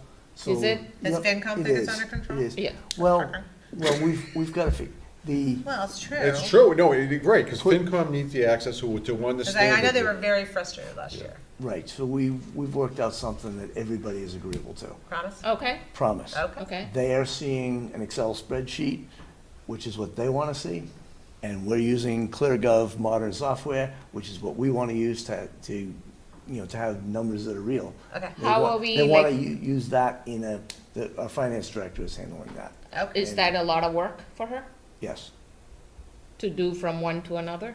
yes. But we've got to manage though. Okay, so maybe we still have to look into how we can improve efficiency there. I mean, I'm not saying that we need to make the Yeah, change so- right away. Right, so the But if finance it's director and I are taking- working on that. If she's We doing don't wanna double s- work, Yeah, we Yeah, don't want to that's not step efficient. back. Many hours in a We day. don't want to move the town back to using Excel spreadsheets Right. to do our town budget. And I understand that, a few members of FinCom are used to the way they used to see it. So we're making an accommodation that, both groups are getting what they need to get through the budget process. And I think it'll be much smoother this year. yeah, but like, I mean, moving forward too, Mike, I think we can't continue to expect her to like write 2 different systems, right? That's not, Maybe we had changed FinCom. well, we need to work Yep. with them to make sure that they get, Yep. like, We're- both of them have to agree on one thing, so we'll Yeah. have to work on that Yeah, the ongoing. finance director and I are working through this, and it'll go fine. I think the other thing is whenever new technology comes on the scene, I know I do it myself. I do not buy new phones or new laptops because I do not want to learn new technology, So how much of it is last year we were trying to get to town meeting, create a budget and learn something new all at once. So I give it a little bit of benefit of the doubt that we all need to get more used to it and learn more. Yeah. And eventually it might be more comfortable. But I would say if after, how many years have we paid for ClearGov? Like how many, do we have a 3-year contract with them? What do we have? We pay it 1 year at a time. So I'm gonna suggest that at the end of this fiscal process, that, evaluate it and see if ClearGov is the right, on our second year, was it easier to use, was it easier to share information, and then make that decision on, is ClearGov Sure. the thing for us? Right. Because I do recognize last year it was, we're synthesizing a lot Yeah. at the same time. Right. Yeah, but at the same time, I would hate for a finance director to be sitting and like, putting here, doing this, like simultaneously, right? That's not. No. efficient Well, that's why use I'm of wondering money. is if we all get better at ClearGov, Yeah. and I use the word we, that won't be me, that's like I build houses, I do not swing a hammer. Maybe familiarity Yeah, yeah. will breed comfort. Yep. Okay. All right, you said you had more things to add that aren't on the list. Just one, because we kind of talked about some of the other ones I had, and it's, this is one that was in the fire chief's long-term goals, is a community risk reduction program. Is that like a health program? Community risk reduction, what's that? I'm not sure if that includes health and injury, or just health, but I'm gonna get more specifics from him. But I Okay. just wanted to include it in there since it's in his goals. No, And we'll definitely. get more So is that a information. 1 year, or he's got 2 more years left in his contract, so do we move that up or leave it in the 10-year?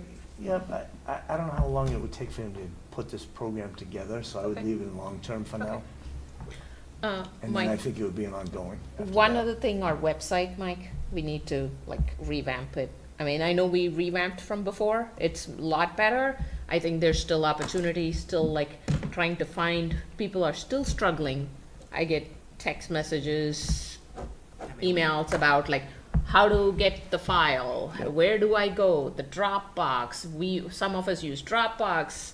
I don't know what the planning board uses, that looks completely very different. So I think the people struggle between all of those. I think there should be an easy access of files, reports, everything. Yep. So I think that's something we have to keep And within the John can 1 year give us a plan. little bit of an update on that, right? So I guess my question is, are you saying do a website redesign or having better storage for people to be able to access information? It should be, I don't care what we do. I think if when people are going looking for something, they shouldn't have to go through from one, okay, I want to see what the minutes are, right? Like there should be an easy way where they can see minutes as opposed to, okay, now I have to go to the fire station building committee, and inside the fire station building committee, I have to go scroll and figure out where is the agenda and the and the minutes, right? People don't even know that they have to look under agenda, right? And then they go inside the agenda, then there is links for Zoom. I'm hitting Zoom and like, oh, that doesn't give me anything. And then you look at, there's the Dropbox. I'm now hitting the Dropbox, right? And Dropbox is so brutal to use. Yeah, so I don't know like if there is an easier way for people to access what they are looking for in terms of like the meeting minutes and all that. And that's been, I don't know if none of others have been No, heard. I've I have expressed heard the it a same lot. thing. Right, I think part of it is because we've been doing so much public outreach for the fire station building committee, so we have more people engaging on the website. So of course, we're getting more feedback that it's really hard to use, or they can't find things. I struggle. Well, Okay, and I think everybody looks for information differently too. Well, I will tell you, there was one planning board meeting where I went in, and on the front of the count, like on the very front, was actually the Zoom link was right there. I didn't have to go to the agenda center. I didn't have to find it, and then it never happened again. And I was so excited. It was like so easy to find. And I was like, all right, why aren't we doing that every? I'm trying to remember, but it was a one-click thing where I clicked on planning board and it said Zoom link in blue. So we did that initially. I love that. We stopped doing it during the pandemic because we were getting Zoom bombed a lot. So that's why we eased up on putting the Zoom links on the, but we can bring it back. That's Well, I just know for me, this was only a couple weeks ago, and I thought, whoa, because I even struggle. Oh, yeah, You all know I struggle a lot, but okay. That's a feature we can bring back. Yeah. But yeah, we stopped it for a while because we were getting. Not just the Zoom links, Gotcha. but even like getting the minutes, I think it's important too, because. It is. I thought Zoom bombing, though, it doesn't matter where you stash the link, you can get Zoom bombed no matter what. Just because you're making it easier to find I don't think it changes this bombing. Does that make sense? Because it's really the fact whether you're in webinar mode or participation mode, so we've already taken care of the Correct. bombing. So we don't have to worry about that anymore. It's really about accessibility and people being able to find what they want. Right. So, but at any rate, yes, it would be great, Rajan, if you could kind of And also, You know what I would suggest you do? Go to the senior luncheon with a laptop and have them find a meeting and watch, and I'm not using seniors as, ask different residents to find things on our website and watch them do it. Because I think that would be really eye-opening, because when you are tech savvy and really know where to look and where to go, it's a different experience than someone who wants to attend a meeting at 7 o'clock and at 7:15 they still can't figure it out. Yeah. And then they just don't show up. Yeah, it's not just for attending, even minutes. I think that's also very important when they want to, like, many of them are like, I don't have time to come and attend your meeting, but I want to be able to read, right? So they go into, like, if you go into the fire station building committee, to even go in where the agenda is, it's very small, like links to agenda and items, right? Like, and then people don't pay attention. They're looking for where I went to the fire station building committee. I want to see all the minutes listed at one point, right? Or somewhere. Yeah. So that's how they're looking for. Do So we buy a template or do we make that?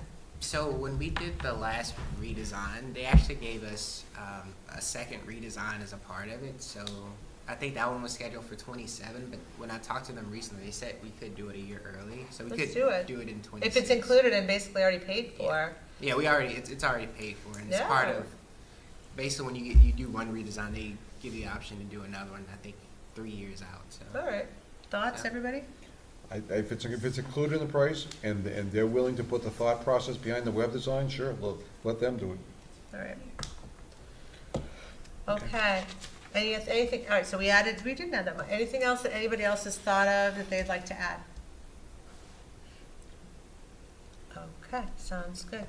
I do like Bob's idea, if you want to bring back the final list to us, maybe do organize it by the type of thing, so it's not a priority list, but like the people are together, and the money is together, and the facilities are together. I think that'd be easier for us to process, if you don't mind. Yeah. Thank you. Okay, reports and announcements. We've already announced town meeting multiple times, October 14th and 15th at 7 p.m. at the Boxborough Regency. But why don't we start at the end? Kelly, report on the warrant. You got it out, right? Yeah. Done. It should hit mailboxes by By next week? By the 30th. Oh, good, all right. By next week. Okay. Excellent, excellent. All right, anything else? Not today. How's your class? What did you guys work on? Like, was that your introductory class? It was about leadership. Leadership. There you go. Rajan. So yeah, we advertised for the as a staff update, our current assistant treasurer collector gave us her letter of resignation a few weeks ago. I didn't know that, really. Yeah, she has some family matters to attend to. I'm sorry. So, Really? The one we just hired? yeah. Oh, okay. So we advertised the position, and we have interviews scheduled for this Thursday. So going back to kind of like, circling back to Wes, so was there any kind of an exit interview, or it truly is just personal? Like, is there something we need to know? It's personal. Okay, all right, okay. She hasn't left yet.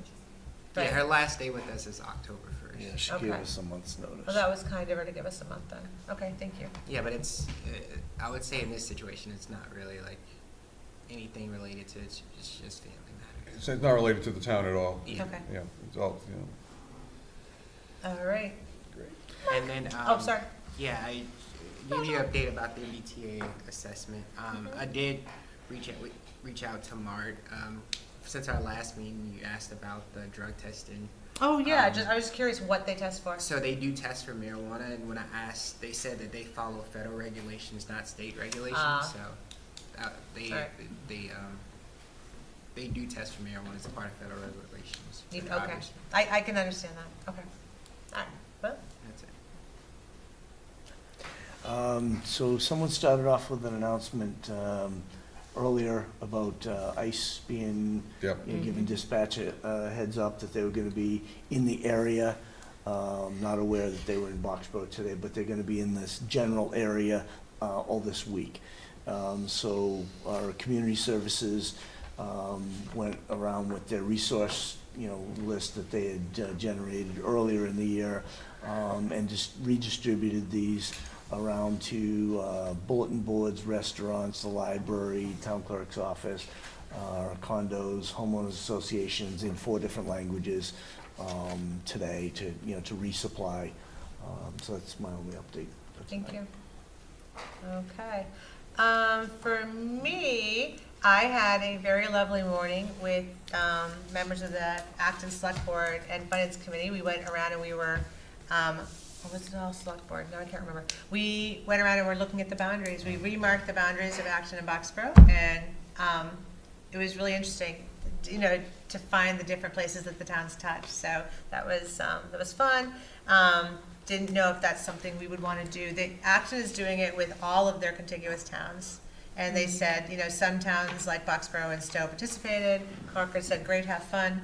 Yeah. But I didn't know if that's something we wanted to do, because it has been done consistently, or was done consistently. I think the last date we saw for Boxborough, and one of them is 2006. So what exactly is this? I've never. It's actually, I believe, if we had a charter. No, periodically we are supposed to mark the boundaries of our town, and there are literally granite posts in the different places that have been marked. And it was really interesting, because some of them had like one date on them, and others it was like every 2 years Acton had marked theirs. So, but anyway, just throwing, we don't have to talk about now, winter is coming, but it was, for me, it was a great day to spend with members of Acton boards, to get to know them a little bit more as people, and to see where our borders are. Like I found the one at the end of, was it Ethan Allen? I didn't even know existed. Like I didn't know the trails were there. I didn't know the Acton Water Department was there. It was just fascinating to me to see where all the boundaries are. One of the boundaries is actually at one of our residents' mailbox post, and they had morning glories growing on it, so we couldn't mark it right now because we would have had to cut their plants down. But it's just it's things like that. It's just small town nice things, if you ask me. But that is the only thing I did last week for the town. I mean, Bob. Nothing right now. All right, Priya. I think, in terms of the fire station building committee, we had like a couple of outreach sessions on September 17th. One was in the morning and the other one was in the evening. I think both of them were like hybrid.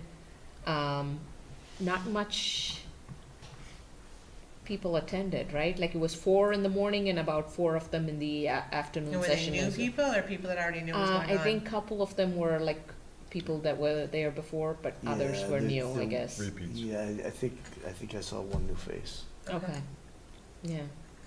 So I say this with love, but the fire station building committee should probably decide how valuable it is to spend their time. Because it's got to be so depressing to prepare for that and then not have people show up or have the same people. And like it's like we advertised it like all on social media. We had it in our web page. We even had sandwich boards. So I don't think we want to make sure that like people are, because we've been told like there's not been enough listening sessions. We are not making the attempt. I don't know if there is any other way to reach out to people. I don't know. So it's interesting because early on in the forum series, going back to last fall and through the winter, it was the majority of the people coming were opposing the project or opposing locations or whatever. This last on the 17th, it was pretty much all people who were already yes votes. So and it's they're like just trying to keep up on it. so that 80% of the people in the middle who are undecided or unaware are the ones that aren't being touched, and it's probably time to knock on doors. Because waiting for people who are either already a hard no or already a hard yes to come to these is probably, to your point, probably not a great use of people's time, because Alan was there, I was there, Mac and Mary were there, Sarah, the regulars. Right. And we're all committee members at the end of the day, right? It's pretty much. Well, what could you have done with that time? Right, and the 3 or 4 people that were there, they were not committee members, but their vote was already decided, and they were already yes votes. And they were, because they'd been participating in other meetings, so okay. Yeah. Well, it's going to be, again, I think this is a great learning experience, but I think door knocking with hangers might be the way to go next. Or the only other thing I could think of is getting in touch with all the different neighborhood associations and seeing, you know. if Which they'll we s- did, Yeah. even for a couple of the forums before, but we'll reach out again. Yeah. Oh, no, I knew you'd, yeah. Yeah, Okay. we will. Yeah. But like, I mean, doing door knocking, I think we'll need a lot more hands on deck for that one. Mhm. I think it's going to be, One outgoing person per pair. you know. Yeah, okay. Well, it'll be interesting to see. I mean, I feel like we've done a lot more outreach for fall town meeting. It'll be interesting to see how many people show up. Because I do feel like we've done a lot more to get the word out than we've ever done before. So, okay. To that effect, Adam, like, is there a way for you to like advertise amongst like the PTF or for the fall town meeting? We do have childcare available, and there is a link for them to sign up. I think I saw a flyer that exists, right? So the best thing to do would be to send that to the superintendent's office to go in the digital backpack. Okay. That goes out every Thursday afternoon. And then I can send you the contact information for the PTF, and they can send that out in any newsletters that Okay, they may and have. we can send that to the superintendent? Yeah, No there's a issues? weekly Okay. sort of digital backpack that is PDF flyers of all the different things that are going on in both towns, and that comes out from the district to all families in the district. Yeah, the Blanchard PTF has already said, let them know how they can help. So that's more just giving them direction. So, Right, that's Blanchard, right? yeah, just Blanchard. Well, that would be, yeah, so we won't No, do the other Boxborough kids. I think we should do, No, we should do both. Oh, But I'm both, saying yeah. that is. Yeah, because there's a, what, 120 kids going into going over the border and about the same number coming in. I'm trying to remember how many kids we've got yeah, going back because and forth. there's some kids probably go to other Yes. elementary. Yeah, I was saying, that might have been last year's number. All right, anything else? No, That's a lot. Wes? Friday, graduate from Acton Boxborough will be on Jeopardy. That is so exciting! So we should all And watch Jeopardy on he's- Friday. He's your, Oh, we're friends. yeah, I It's a thought friend. he was your classmate, right? No? Yeah, no, he was. Yeah. It's 2005 graduate, Yeah. and that's it. But he- So, It- do you have any idea like what the process is? How do you get to be on, like, did he beat lots of other people already? Go AB. You take a quiz, and then you get put on a list, and then you then take another follow-up test, and then you get put on a list, and then you go there, and you film for like 2 days. And Did he meet Ken? I don't know who it is right now.